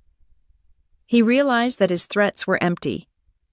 He realized that I had receipts for everything. "You will regret this," he whispered, but there was no power in it. It was the whisper of a defeated man. "I already regret a lot of things, Dad," I said. "But this. Standing here telling you to leave. This is the first thing I have done in my life that I will never regret." I turned my back on them. I took James's hand. "Let's go back upstairs," I said. As we walked toward the elevators, I heard the commotion behind me. Marcus escorting them out. My mother sobbing. Tiffany complaining about her shoes. My father shouting one last impotent threat about finding a lawyer. The elevator doors slid shut, cutting off the noise. The silence returned. But this time, it wasn't just quiet. It was peaceful. I watched the numbers climb as the elevator rose. Floor 10, floor 20, floor 30. With every floor, I felt lighter. I had faced the monster in the lobby, and I had realized that he wasn't a monster at all. He was just a small, sad man who had lost his only source of income. I squeezed James's hand. The war wasn't over. I knew they would try again. But the first battle was won, and I was standing on the high ground. The peace I felt in the elevator did not last. It turns out that peace is a fragile thing when you are dealing with people who have nothing left to lose and a smartphone in their hand. For 24 hours, I thought I had won. I sat in my penthouse surrounded by the silence of the clouds, working on the integration plan for the new investment. I felt safe. I felt protected by the steel and glass of the Skyline Tower and the muscular presence of the security team downstairs. But I had forgotten one crucial detail. My family could not reach me physically anymore, but they could still reach me digitally. And in the modern world, a character assassination can be just as deadly as a physical one. It started on a Thursday morning. I was drinking coffee looking out at the rain washing over Seattle when my phone began to buzz. It wasn't the frantic, rhythmic buzzing of a family group chat this time. It was the steady, relentless vibration of social media notifications. Twitter, Instagram, TikTok, LinkedIn. The icons were lighting up my screen like a Christmas tree. I picked up the device, frowning. Usually my notifications were positive. Teachers thanking me for the app, parents sharing success stories. But when I unlocked the screen, I didn't see gratitude. I saw hate. Hashtag boycott Bright Path. Hashtag Sarah Jenkins is a monster. Hashtag ungrateful daughter. My stomach dropped. I tapped on the first notification. It led me to a TikTok video that had been posted 3 hours ago. It already had 2 million views. The thumbnail showed my sister Tiffany. But it wasn't the Tiffany of LeBlanc, wearing a designer dress and sipping champagne. This was a curated, strategic version of Tiffany. She was sitting on the floor of what looked like a Motel 6 room. The lighting was dim. She was wearing an oversized, stained gray sweatshirt. Her hair was messy, pulled back in a loose bun with strands falling across her face. She wore no makeup, and her eyes were red and swollen. I pressed play. "Hey guys," Tiffany whispered into the camera, her voice cracking perfectly. "I didn't want to make this video. I really didn't. I am so embarrassed. But I don't know where else to turn." She wiped a tear from her cheek. A single perfect tear. "You probably saw the news yesterday. My sister Sarah Jenkins. The big millionaire. The innovator. Everyone is praising her. Everyone is talking about how amazing she is. And I am happy for her. I really am.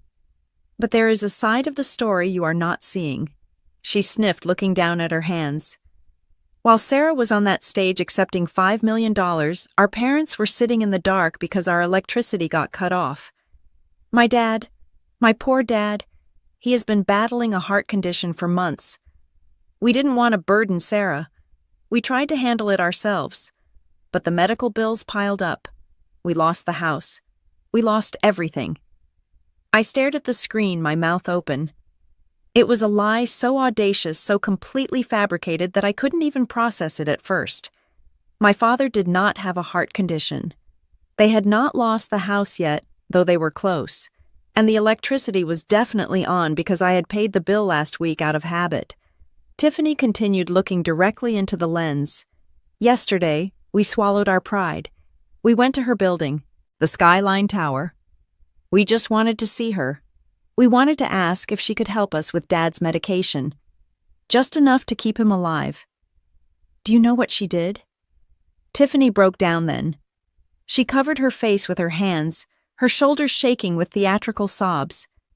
"She sent security on us. She stood there in her white suit looking down at us like we were trash, and she told the guards to throw us out. She said she didn't care if Dad died. She said we were nuisance. She has $5 million, and she wouldn't even give her own father $20 for a prescription. The video ended with Tiffany staring bleakly at the wall. "Please," she whispered. "We are sleeping in a motel tonight. We haven't eaten since yesterday. If anyone can help, my Cash App is in the bio. We just want to survive." I sat there frozen. The video looped. I watched it again and again. The lies were woven with just enough truth to be believable. We had been at the skyline.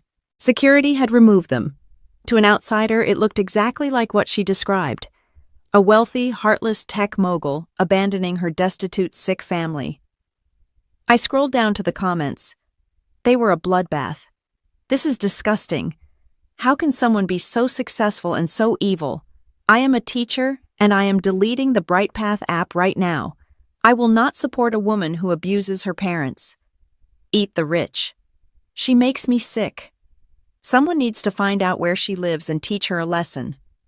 The internet had judged, jury-rigged, and executed me in the span of 3 hours. They didn't ask for proof. They didn't ask for my side. They saw a crying girl in a sweatshirt and a rich woman in a suit, and they chose their narrative. Then the phone rang. It wasn't a notification. It was a call from a number I knew too well. Arthur Vance, the lead investor, the man who had just handed me a $5 million check. I stared at the name. My hand shook as I slid the button to answer. Sarah Arthur's voice was clipped. No pleasantries. No small talk. "Arthur," I started, my voice trembling. "I can explain. You need to check your email, Sarah," he said. "The board of directors is freaking out. We have had 3 school districts call us in the last hour to put the contract on hold. They are saying they cannot be associated with someone who is trending for elder abuse." "Arthur, it is a lie," I pleaded. "My father is not sick. They are not homeless. They are trying to blackmail me." Arthur sighed. It sounded like the sigh of a man who dealt with numbers, not dramas. "Look, Sarah, I like you. I believe in your product. But perception is reality in this business.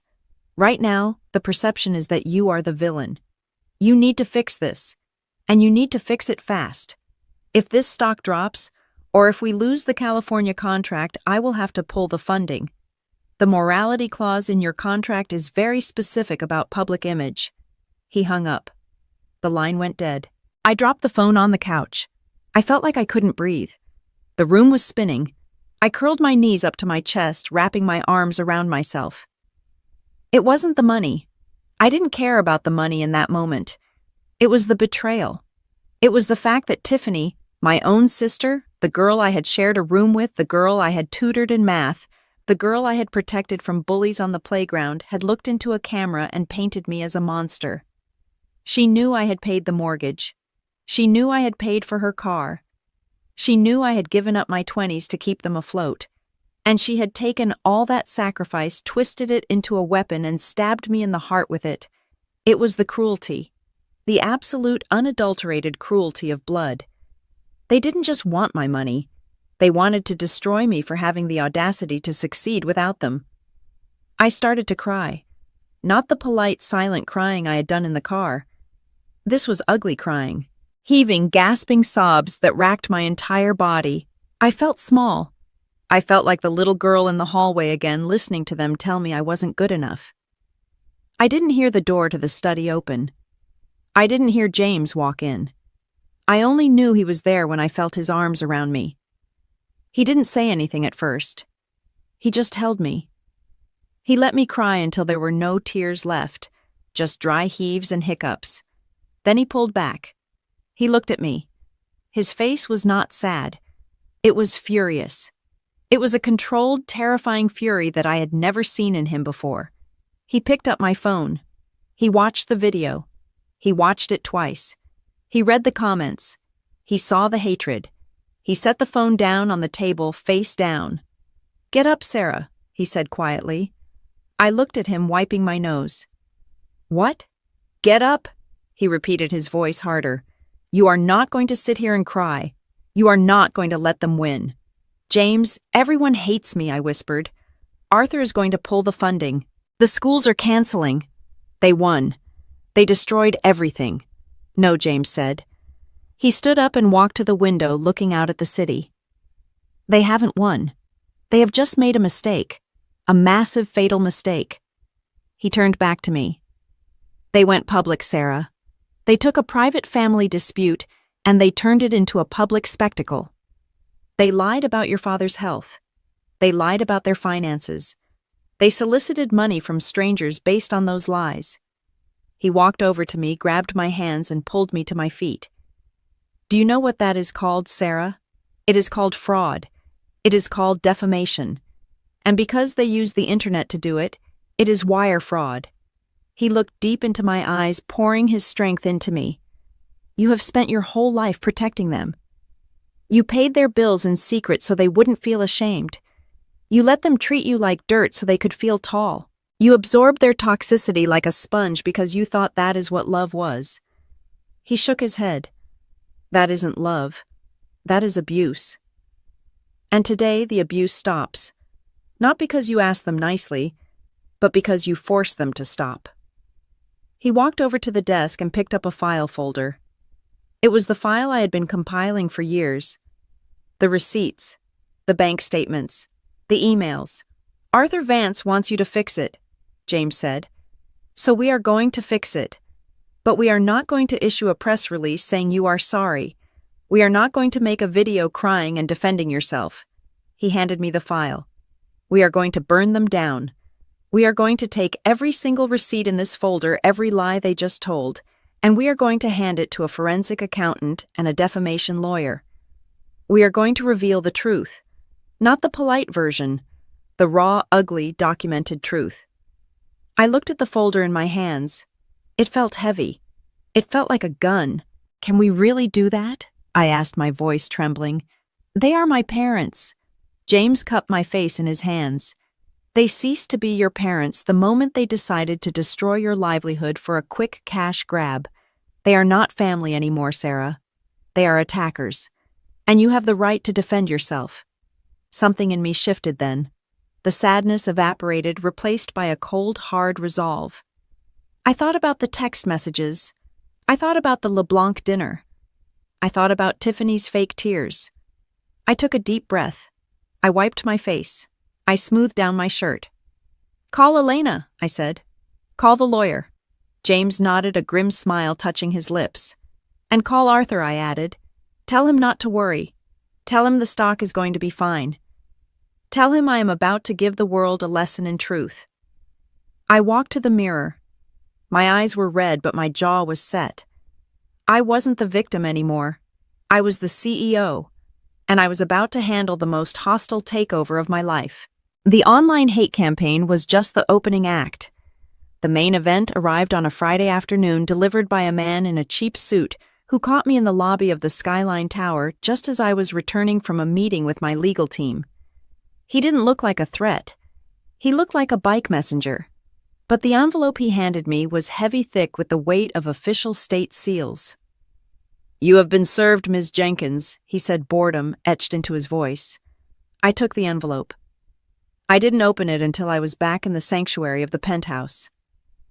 James was in the kitchen making tea, trying to keep a semblance of normalcy in a week that had spiraled into chaos. I sat at the marble island and slit the envelope open with a knife. My hands were shaking, not from fear, but from a sickening sense of anticipation. I pulled out the documents. The first page was a summons. The header read, Superior Court of Washington. Plaintiff Gregory Jenkins. Defendant Sarah Jenkins. I scanned the legalese, my eyes catching words that felt like physical blows. Filial responsibility. Duty of care. Indigent parent. James walked over, placing a mug of tea in front of me. What is it, Sarah? I handed him the paper. They are suing me, James. My own father is suing me. James read the document, his brow furrowing deeper with every line. Filial responsibility law, he muttered. I thought this was archaic. I thought most states didn't enforce this anymore.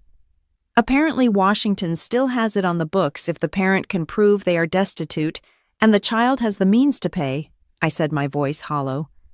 I turned to page 3.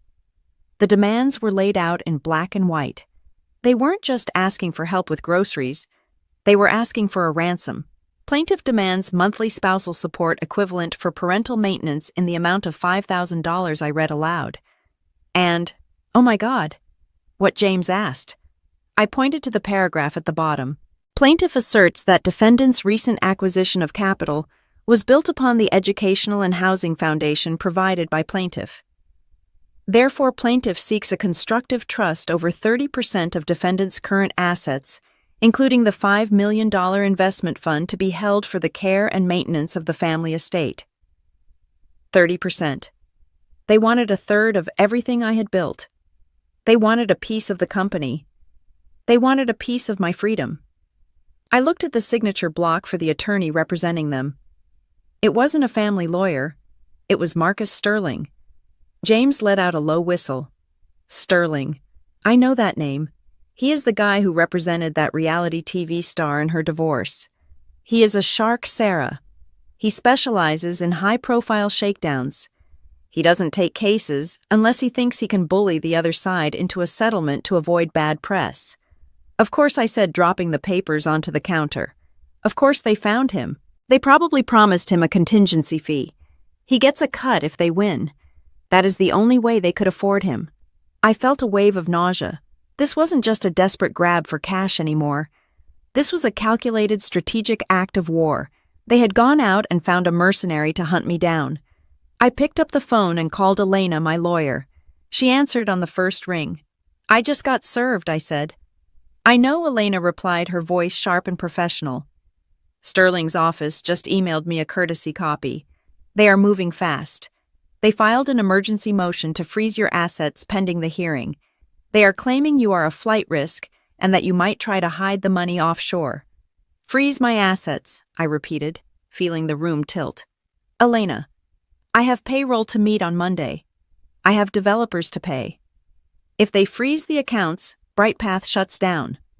That is exactly what they want, Sarah Elena said. It is a pressure tactic. Sterling knows the law is shaky. Filial responsibility cases are notoriously hard to win, especially when there is a history of estrangement.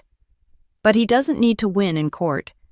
He just needs to make your life so miserable and your business so unstable that you write a check just to make him go away. I closed my eyes. I could see my father's face. I could see the smug look he probably had when he signed this paperwork. He wasn't thinking about my employees who had rent to pay. He wasn't thinking about the children who used my app. He was thinking about a new car. He was thinking about restoring his status at the country club. He was willing to burn down my entire company just to warm his hands on the fire. What do we do, Elena? I asked. Elena paused. We have two options. Option 1, we settle. We offer them a small lump sum, maybe $50,000, and a non-disclosure agreement.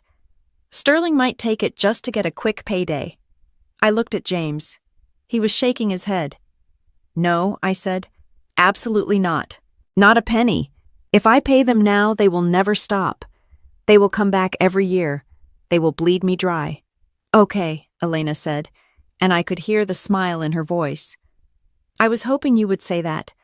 That brings us to option 2. We fight. But Sarah, you need to understand what this means. If we go to court, everything comes out. Sterling will try to paint you as a heartless, ungrateful billionaire. He will drag your name through the mud. He's already doing that, I said. Let him try. But to win, Elena continued, her voice dropping lower. To really win, and to get this case thrown out with prejudice so they can never sue you again, we need to prove that they don't deserve support. We need to prove that their conduct effectively nullifies any parental claim. We need the nuclear option. The nuclear option. I looked at the stack of documents on the counter. I looked at the accusation that I was an ungrateful child. I thought about the years of emotional abuse. I thought about the text messages. I thought about the stolen childhood. Do it, I said. Sarah, are you sure? Elena asked. Once we file this, there is no going back. It will be public record. I am sure, I said. They want to use the law to hurt me. Fine. Let's see how they like it when the law looks back at them. I hung up the phone. I looked at James.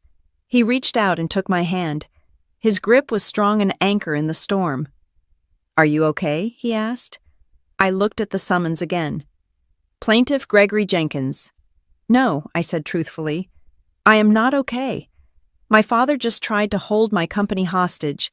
He just tried to steal the livelihood of 20 employees. He just proved once and for all that he doesn't care if I live or die as long as he gets paid." I picked up the papers and walked over to the shredder I kept in the corner of the office. I didn't shred them. I just wanted to scare myself with the noise.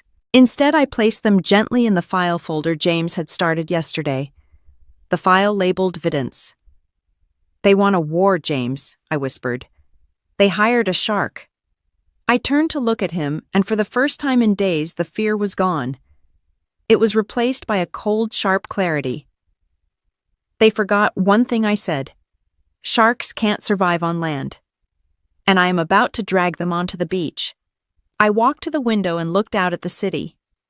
Somewhere out there, my father was probably celebrating. He was probably thinking he had me cornered. He was probably already spending the money in his head. He had no idea that he hadn't just sued a daughter. He had sued a CEO who had spent her entire career solving complex problems, and Gregory Jenkins was just another bug in the system that needed to be debugged. "I am ready," I said to the reflection in the glass. "Let's go to court. The decision to go to war is never made lightly, but once the first shot is fired, you do not use rubber bullets. You use heavy artillery." My father had sued me for millions, claiming he was a destitute parent who had sacrificed everything for my success. He had opened the door to the legal system, inviting the courts to examine our relationship. What he failed to realize was that the legal system works both ways. If he wanted a forensic examination of our finances, I would give him one. But I wouldn't just look at the last few years. I would look at everything. I sat at the mahogany dining table in my penthouse, which had been converted into a command center. The view of the Seattle skyline was obscured by rain mirroring the storm brewing inside the room. Across from me sat two men who looked like they could find a needle in a haystack, provided the needle had a bank account. First was David, a forensic accountant with thick glasses and a demeanor so dry he made dust look exciting. David didn't care about feelings. He cared about numbers. He could trace a dollar through 10 shell companies and find it hiding in an offshore account. Next to him was Vince, a private investigator who specialized in corporate espionage and background checks. He was the kind of man who knew your password before you even typed it. "We need to dig." I told them, my voice steady. "My father claims he supported me. He claims he paid for everything. I want to see the proof. But more importantly, I want to see where his money actually went. I want to know why a man who made 6 figures in real estate 10 years ago is now claiming poverty." David nodded, opening his laptop. "We have already started, Ms. Jenkins. We pulled your credit reports from all 3 bureaus, Experian, TransUnion, and Equifax. We also pulled a comprehensive asset search on your father." He tapped a few keys and turned the screen toward me. "It is messy," David said. "Your father's finances are a house of cards. Maximum leverage on every asset. Refinanced the house 3 times. Defaulted on 2 car loans. But that is standard for someone living beyond their means. That is not the interesting part." I leaned forward. "What is the interesting part?" David looked at Vince. Vince slid a manila folder across the table. It was thin, unassuming, but it felt cold to the touch. "We found some discrepancies in your credit history," Vince said. "Specifically accounts that date back 5 years. Accounts that were opened when you were 24 years old, struggling to pay rent on your first apartment." I frowned. I didn't have any credit cards when I was 24. I couldn't get approved. My score was terrible for some reason. I drove a clunker and paid cash for everything. "Exactly," Vince said. "Your score was terrible because your utilization ratio was 90%. I opened the folder. Inside were photocopies of credit card applications. There were 3 of them: a Chase Sapphire, an American Express Gold, a Discover card. All of them opened in the span of 2 months 5 years ago. I stared at the applications. The name on the top was mine. Sarah Jenkins. The social security number was mine. The date of birth was mine. But the address listed wasn't my apartment in the city. It was my parents' house in the suburbs. And then I looked at the bottom of the page. The signature. It was a looped, swirling scrawl that tried to look like mine. It had the same S, the same J. But the pressure was different. The slant was different. I knew that handwriting. I had seen it on permission slips when I was a child. I had seen it on report cards. I had seen it on the birthday cards that usually contained a $10 bill and a guilt trip. It was my father's handwriting. My breath caught in my throat. I felt a physical pain in my chest, sharp and agonizing. It wasn't heartbreak. It was the sensation of a knife being twisted.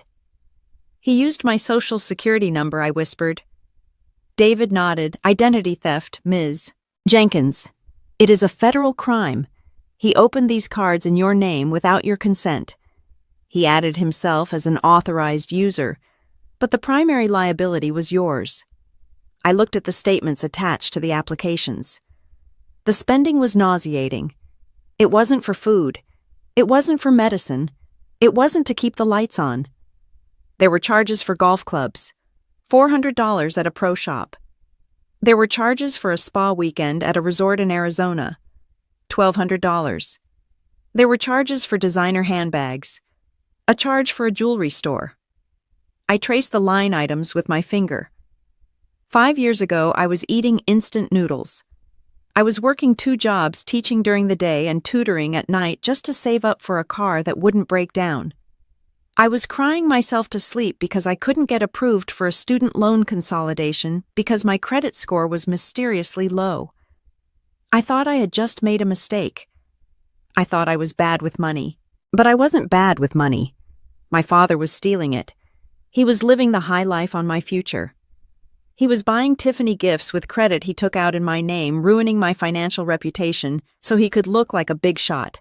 How much, I asked, my voice barely audible. David adjusted his glasses. The total principal debt across the 3 cards was $45,000. But he stopped paying them 4 years ago. With interest penalties and collection fees, the current liability standing against your social security number is closer to $70,000. But he managed to hide the collection notices because they all went to his address. $45,000. He had stolen $45,000 from his own daughter. And then when the bills came due, he just stopped paying and let the debt rot on my record. He threw me under the bus to buy golf clubs. I stood up and walked to the window. The rain was lashing against the glass, blurring the city lights. I felt sick. I felt violated. Identity theft is usually a crime committed by strangers. Hackers in a basement. Faceless criminals. When it is your own father, it is not just a crime. It is a form of cannibalism. He had eaten my future to feed his present. I thought about the lawsuit he had just filed. He was suing me for support. He was claiming I owed him. The audacity was so vast, so comprehensive, it was almost impressive. He wasn't just a narcissist. He was a predator. He had been feeding on me for years, and now that I had finally escaped, he was trying to drag me back into the cage so he could finish the meal. James walked over to me. He had been silent, reading the files over David's shoulder. He placed his hands on my shoulders, turning me around. "Sarah," he said, his voice low and dangerous.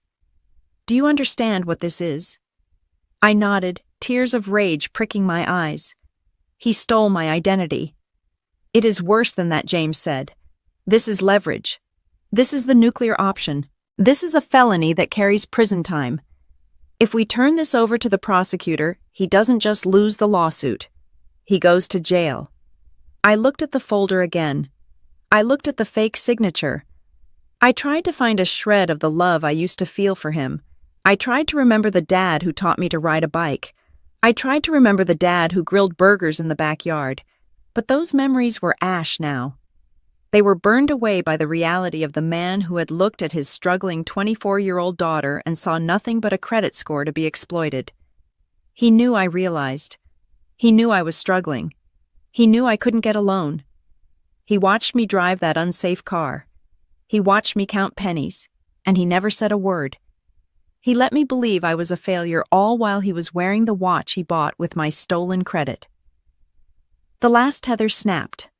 The final thread of obligation, of guilt, of filial piety disintegrated. I felt a coldness settle over me. It was a relief. It was the absence of conflict. I no longer had to wonder if I was a bad daughter. A bad daughter doesn't exist in the face of a criminal father. There is only a victim and a perpetrator. I walked back to the table. I picked up the folder. I held it like a weapon. "Vince," I said, "is this enough proof?"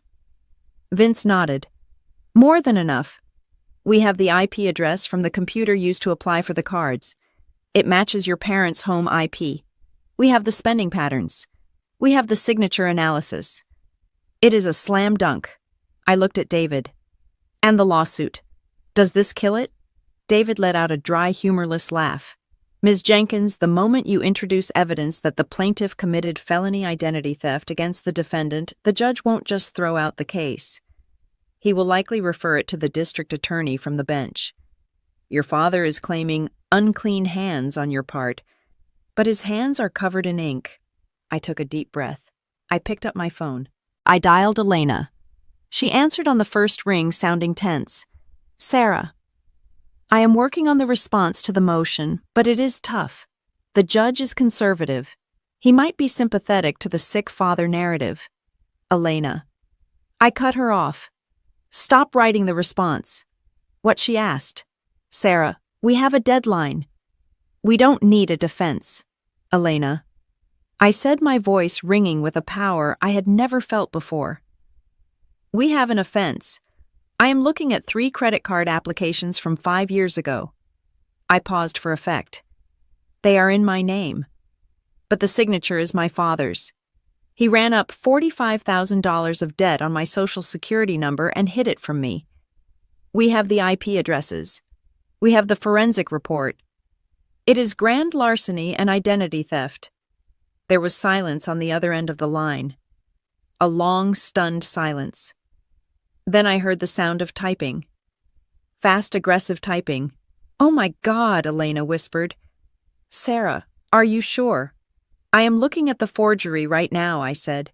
"This changes everything," Elena said, her voice shifting from worried to predatory. "This isn't a civil dispute anymore. This is leverage. If we file this as a cross-complaint, or even threaten to go to the police, Sarah, he is looking at 5 to 10 years in federal prison." I looked out at the rain. I imagined my father sitting in his motel room or wherever he was telling Tiffany that they were going to be rich.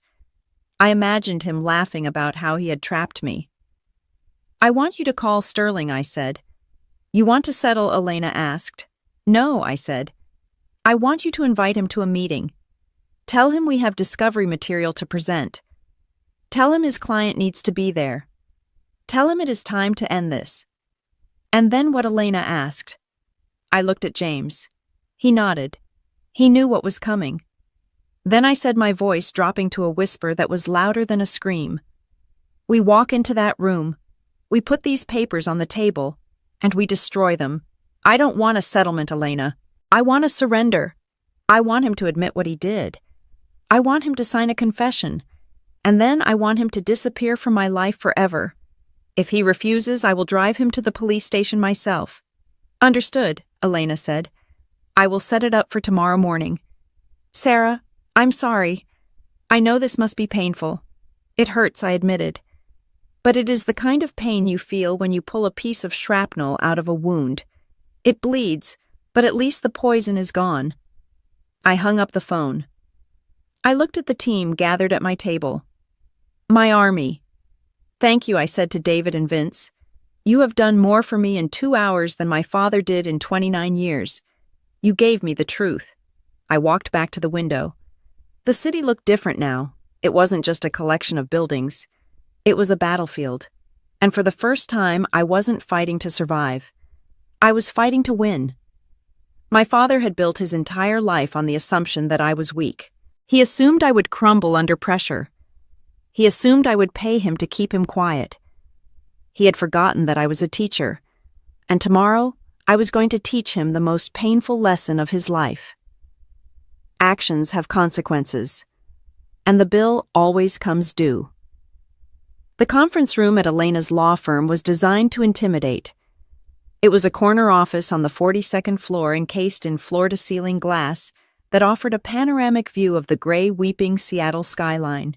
In the center of the room sat a long table made of polished mahogany that cost more than my parents' last 3 cars combined.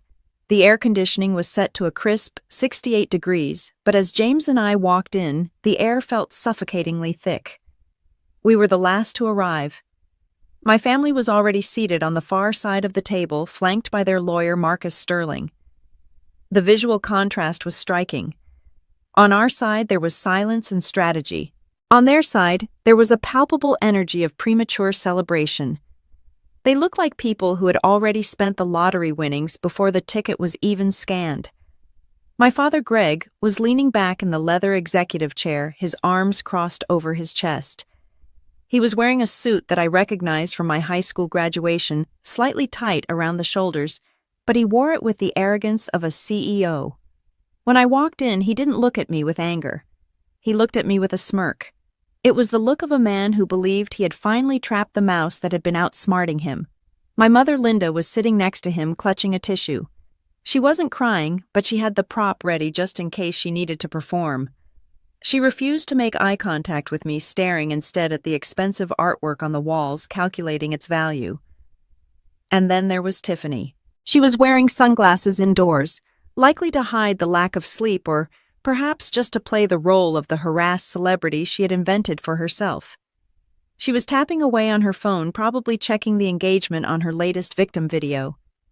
When she saw me, she lowered the sunglasses and gave me a look that was pure poison mixed with triumph. Marcus Sterling stood up as we entered. He was a small man with a tan that was too orange and teeth that were too white. He extended a hand across the table. "Ms. Jenkins," he said, his voice oily and smooth. "I am glad we could meet. I always prefer to handle these family matters discreetly away from the prying eyes of the court." I ignored his hand. I sat down next to Elena, my lawyer. James sat to my right, placing the thick manila folder we had prepared on the table. He placed it face down. The sound of the paper hitting the wood was soft but heavy. "Let's skip the pleasantries, Mr. Sterling," I said. "You sued me. You froze my assets. You tried to destroy my reputation. If you have something to say, say it." Sterling chuckled, sitting back down. He opened a file in front of him. He looked at my father, giving him a reassuring nod. "Ms. Jenkins," he began, "my clients are hurting. Your father is a proud man. He worked himself to the bone to provide you with the elite education that allowed you to build your company. He sacrificed his own financial stability to ensure yours. And now in his twilight years, he finds himself destitute, while you sit in a penthouse." I watched my father during this speech. He was nodding along his face, twisting into a mask of tragic martyrdom. He actually believed it. That was the scariest part. He had rewritten his own memory so effectively that he truly believed he was the victim. Sterling continued, "The law in Washington is clear regarding filial responsibility. You have the means.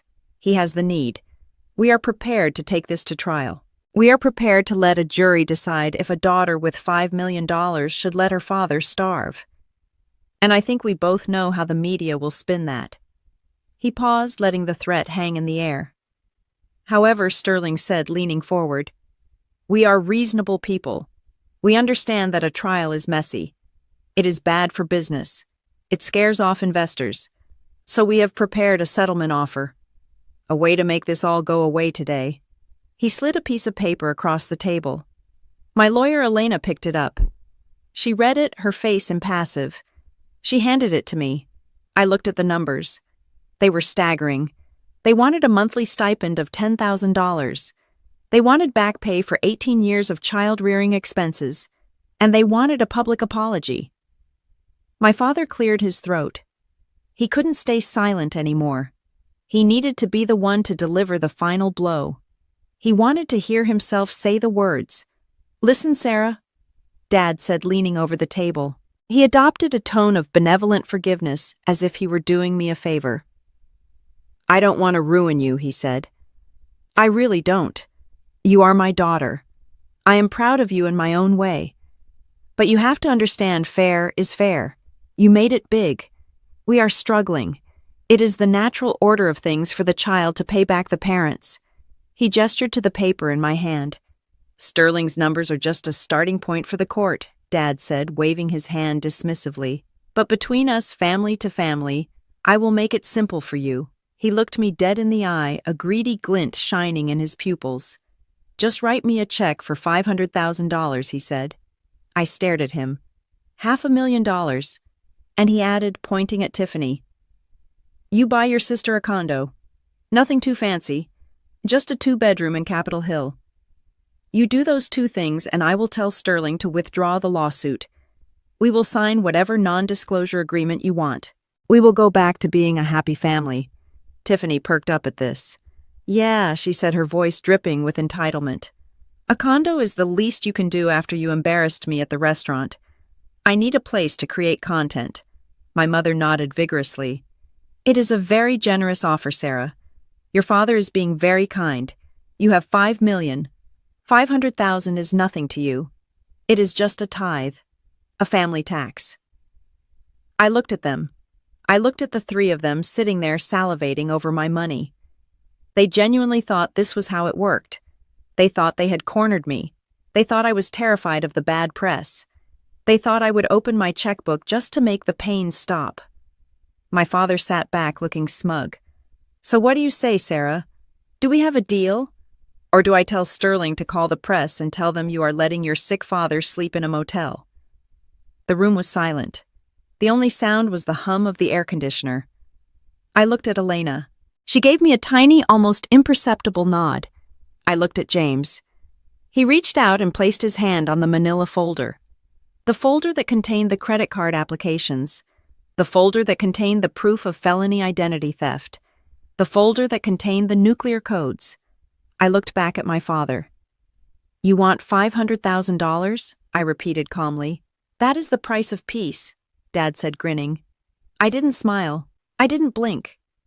I reached out and took the folder from James. I felt the weight of it in my hands. It felt like justice. "I am afraid I cannot do that, Dad," I said. My father's smile faltered. "Why not? Do you want to go to court? Do you want to be destroyed?" "No," I said, sliding the folder across the mahogany table until it rested directly in front of him. "I am not going to give you $500,000, I said, my voice dropping to a register that was as cold as the grave, "because I have a counteroffer, and I think you are going to want to see this before you say another word." My father looked at the folder. He looked at Sterling. Sterling looked confused. "What is this?" Sterling asked, reaching for the file. "It is not for you," I said sharply. "It is for him. Open it, Dad." My father hesitated. The smugness began to drain from his face, replaced by the instinctual fear of a man who has secrets. He reached out a shaking hand and flipped open the cover of the folder. The first thing he saw was not a check. It was a photocopy of a credit card application from 5 years ago. And right at the bottom, highlighted in neon yellow, was a signature that looked exactly like mine, but was written by the hand of the man sitting across from me. The silence that followed wasn't just quiet. It was the sound of a guillotine blade hanging in the air waiting to drop. My father stared at the manila folder I had slid across the mahogany table. For a man who had spent the last hour posturing and making demands, he suddenly looked very small. His hand hovered over the cover, his fingers trembling slightly. He knew deep down in the lizard brain that governed survival instincts that opening that folder was going to change his life. But he had no choice. His lawyer, Mr. Sterling, was looking at him with expecting eyes. My mother was leaning forward, her greed temporarily replaced by confusion. "Go ahead, Dad," I said, my voice cutting through the thick silence of the conference room. "Open it. Unless you want me to open it for you." He flipped the cover. Elena, my lawyer, stood up. She picked up a remote control and pointed it at the large flat-screen monitor mounted on the wall behind us. The screen flickered to life, displaying a high-resolution spreadsheet. It was color-coded, meticulous, and damning. Mr. Sterling, Elena began, her voice professional and sharp. Your lawsuit claimed that Sarah Jenkins has abandoned her parents and failed to provide support. You claim she is ungrateful. You claim she owes a debt to the family estate. She pressed a button. The spreadsheet expanded. This is a comprehensive record of every financial transfer made from Sarah Jenkins to Gregory and Linda Jenkins over the last 8 years, Elena explained. I watched my family's faces as the numbers scrolled. Monthly transfers of $2,800 labeled rent for a room she did not live in. Emergency transfers for car repairs. Medical bills paid directly to the provider. Cash withdrawals made at ATMs near their home. The final total appeared at the bottom of the screen in bold red numbers. $212,450. I spoke up then, keeping my eyes locked on my father. You told the court I gave you nothing, I said quietly. You told the media I let you starve. But the bank records show that I have been your primary source of income for nearly a decade. I paid your mortgage, Dad. I paid for the car you drove here today. I paid for Tiffany's braces. I paid for the vacation to Cabo that you told everyone you won in a raffle. My mother gasped, clutching her pearls. That was gift money, Sarah. That was your contribution. You can't count that. It is not a gift when it is extorted through guilt, I countered. And it certainly disproves the theory that I abandoned you. In the eyes of the law, I have already fulfilled any filial responsibility 1,000 times over. Sterling looked at the screen, then at his client. He shifted uncomfortably in his expensive suit. He was a shark, yes, but he was a shark who liked easy kills. He realized he had walked into a trap. This is substantial, Sterling admitted, loosening his tie. But it doesn't change the current situation. My client is still destitute. Oh, we are just getting started, I said. I pointed to the folder my father was still staring at. Turn the page, Dad. He didn't move. He was staring at the first document in the file, his face draining of color, until it looked like old parchment. What is it? Greg, my mother asked, leaning over his shoulder. He slammed the folder shut. His breathing was coming in short, shallow gasps. It is nothing, he stammered, sweat beading on his forehead. We don't need to see this. Sterling, let's go. We will discuss the settlement later. He tried to stand up, but his legs wouldn't support him. He sank back into the leather chair. Sit down, Greg, I commanded, and open the folder. Sterling, sensing that his client was hiding something catastrophic, reached over and opened the file himself. He pulled out the document on top. It was a credit card application for a Chase Sapphire Reserve card. It was dated 5 years ago. The applicant was Sarah Jenkins. The income listed was $100,000, which was 3 times what I was actually making at the time. Sterling frowned. I don't understand. This is just a credit card application. Look at the signature. Mr. Sterling, I said. Sterling squinted at the bottom of the page. Then he looked at the engagement letter my father had signed to hire him. He looked back at the credit card application. He looked at my father. The silence in the room stretched so tight, I thought the glass walls might shatter. This signature, Sterling said slowly, his voice losing its confident edge. It doesn't match the defendant's signature on the affidavits. It matches yours, Mr. Jenkins. My father said nothing. He was staring at the table, his jaw working as if he were trying to chew through a gag. Elena pressed the remote again. A new slide appeared on the screen. It was a forensic handwriting analysis report. We hired a forensic document examiner, Elena announced, a former FBI agent. He analyzed 3 separate credit card applications made in Sarah's name 5 years ago.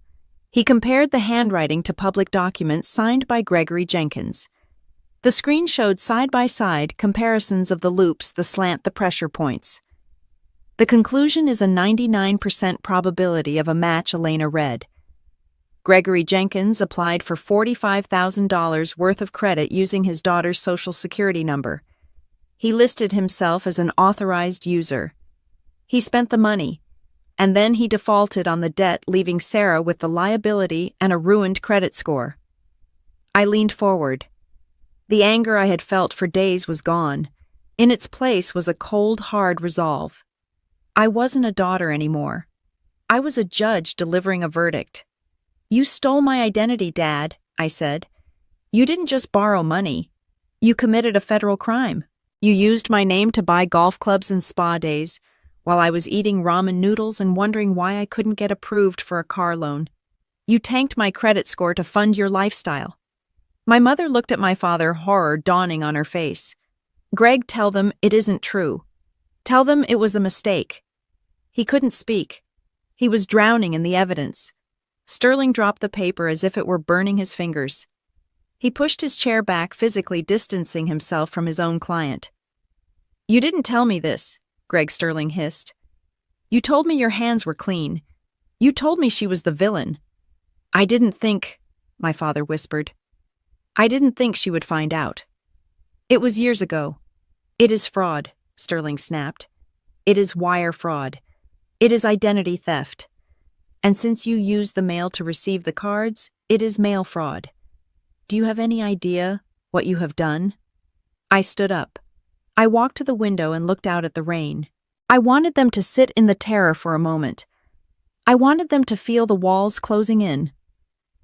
I turned back to face them. "Here is the situation," I said. I walked back to the table and placed my hands flat on the polished wood. "I have two choices for you, Dad, and you are going to pick one right now." I held up one finger. "Option 1. We leave this room and I go straight to the district attorney's office.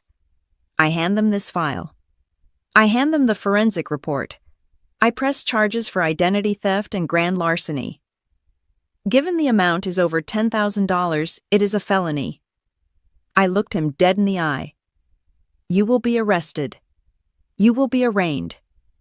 And given your financial situation, you won't be able to make bail.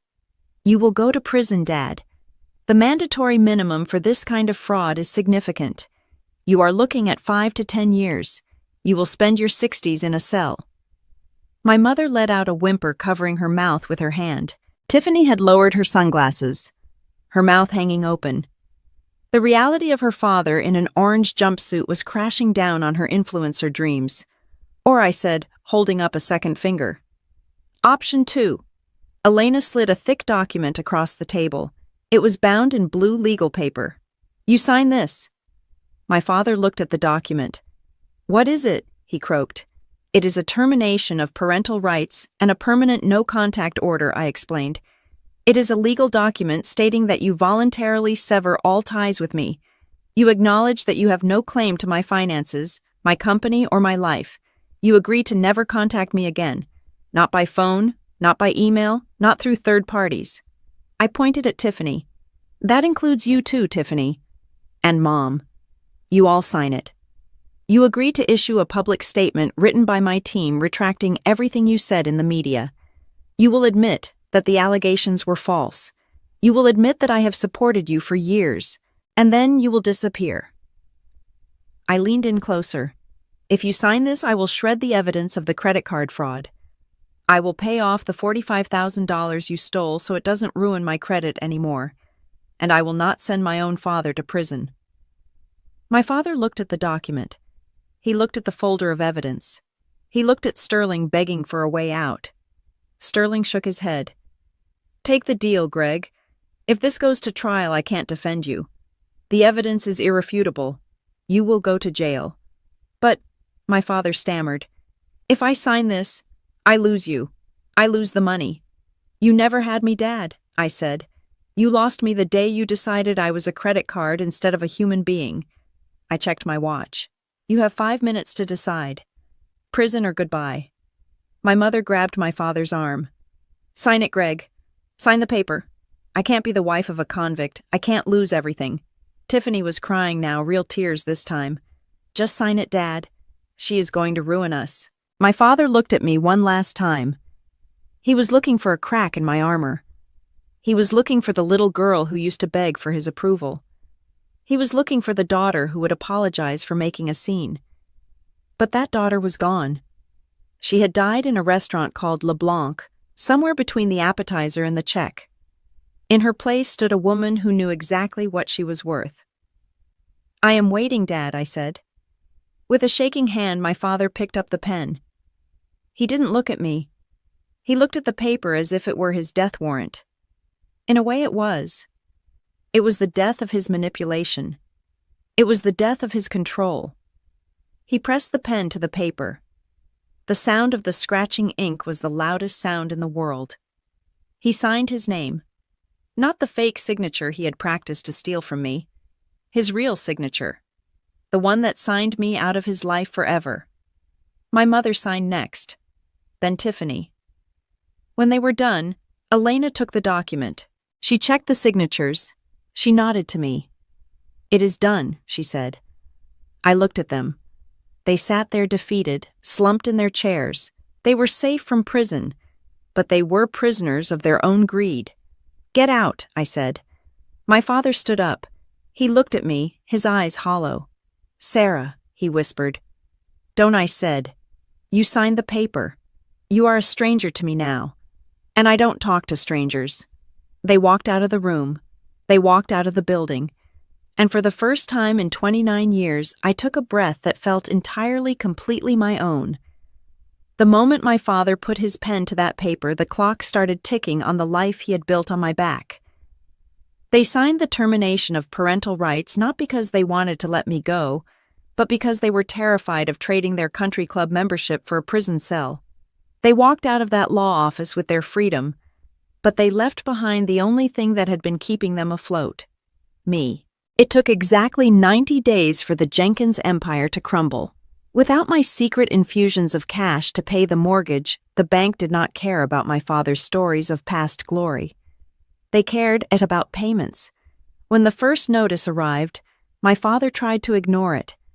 When the second one arrived, he tried to borrow money from friends only to realize he had burned every bridge he ever crossed. By the third month, the foreclosure sign was planted in the front lawn like a tombstone. They were evicted on a Tuesday. I didn't go to watch, but a neighbor sent me a photo. It showed my father's prized leather armchair sitting on the curb in the rain. They had to downsize, but that is a polite way of saying they hit rock bottom. They moved into a cramped one-bedroom apartment in a neighborhood they used to drive through with locked doors. It is a place where the sirens never stop wailing, and the walls are thin enough to hear the neighbors fighting. My mother, who once cried because her granite countertops had a scratch, now cooks on a rusted electric stove in a kitchen that smells of stale grease. Tiffany fared no better. Her downfall was faster and much more public. Once I cut off the credit cards, her curated life of luxury evaporated. She couldn't afford the trips, the clothes, or the fake followers. When she tried to spin a sob story online about being a victim, the internet turned on her. People found the court records. They found the truth about the identity theft. The comments section of her Instagram became a graveyard of insults until she finally deactivated her account. But the real blow to her ego wasn't losing her followers. It was losing her dignity. The debts she had racked up didn't disappear just because she stopped posting. The creditors came calling, and Tiffany had to do something she had never done in her 32 years. She had to get a job. She didn't land a job in fashion. She didn't get hired at a gallery. She ended up at the only place that was hiring immediately: Walmart. Last week, a friend of mine sent me a video. It was taken from a distance, grainy and shaky. It showed a woman in a blue vest standing behind a cash register. Her hair was pulled back in a messy ponytail, and she looked exhausted. She was scanning a gallon of milk for a customer who was yelling at her about a coupon. It was Tiffany. The girl who had mocked me for being a lowly teacher was now spending 8 hours a day standing on her feet, serving the very people she used to look down on. She looked miserable, defeated, and for the first time in her life, completely real. It was a harsh reality check, but looking at her in that blue vest, I didn't feel pity. I felt that the universe had finally balanced the scales. The silence of my new life is not empty. It is full of peace. Last month, James and I exchanged vows on a private stretch of sand in Kauai. There was no drama. There was no wine thrown on dresses. There were no demands for money. The only people in the folding white chairs were the ones who had seen me at my lowest and loved me anyway. My old landlord, Mr. Russo, was there wearing his best suspenders. Elena was there. And 50 of my former students stood in the back cheering. It was the first family gathering of my life where I didn't feel like an outsider. I realized as I looked at James that family is not about whose blood runs in your veins. It is about who is willing to bleed for you. Professionally, Brightpath has grown beyond my wildest dreams. We are currently supporting 2 million students across the country. But the most meaningful check I have written recently was not for a dividend. It was to a bank. When the foreclosure on my parents' old house was finalized, I put in a blind cash offer. I bought the house where I was taught to hate myself, but I didn't move in. I gutted it. I tore down the walls where my father used to count my money. I painted over the room where my mother used to ignore me. It is now the Jenkins Center for Child Development. It is a free clinic for low-income families who need special education support. The house that was once a monument to greed is now a sanctuary for giving. And every time I drive past it, I don't feel pain. I feel victory. I took the poison they planted in that soil, and I grew a garden over it. They called me just a lowly teacher. But in the end, I taught them the most important lesson of all: that you cannot build your happiness on the back of someone else's pain. I learned that DNA is just biology. It is a medical fact, not a lifetime contract. Family is behavior. Family are the people who clap when you win, not the ones who ask for a loan when you succeed. Family are the people who stand beside you in the storm, not the ones who cause the rain. If you are watching this and you feel small, if you feel used, please listen to me. You are not a burden. You are not a bank account. You are a human being worthy of respect.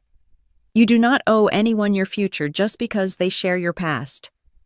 If you have ever had to fight for your own value, or if you have ever been underestimated by the people closest to you, I want you to go to the comments right now and type 3 words.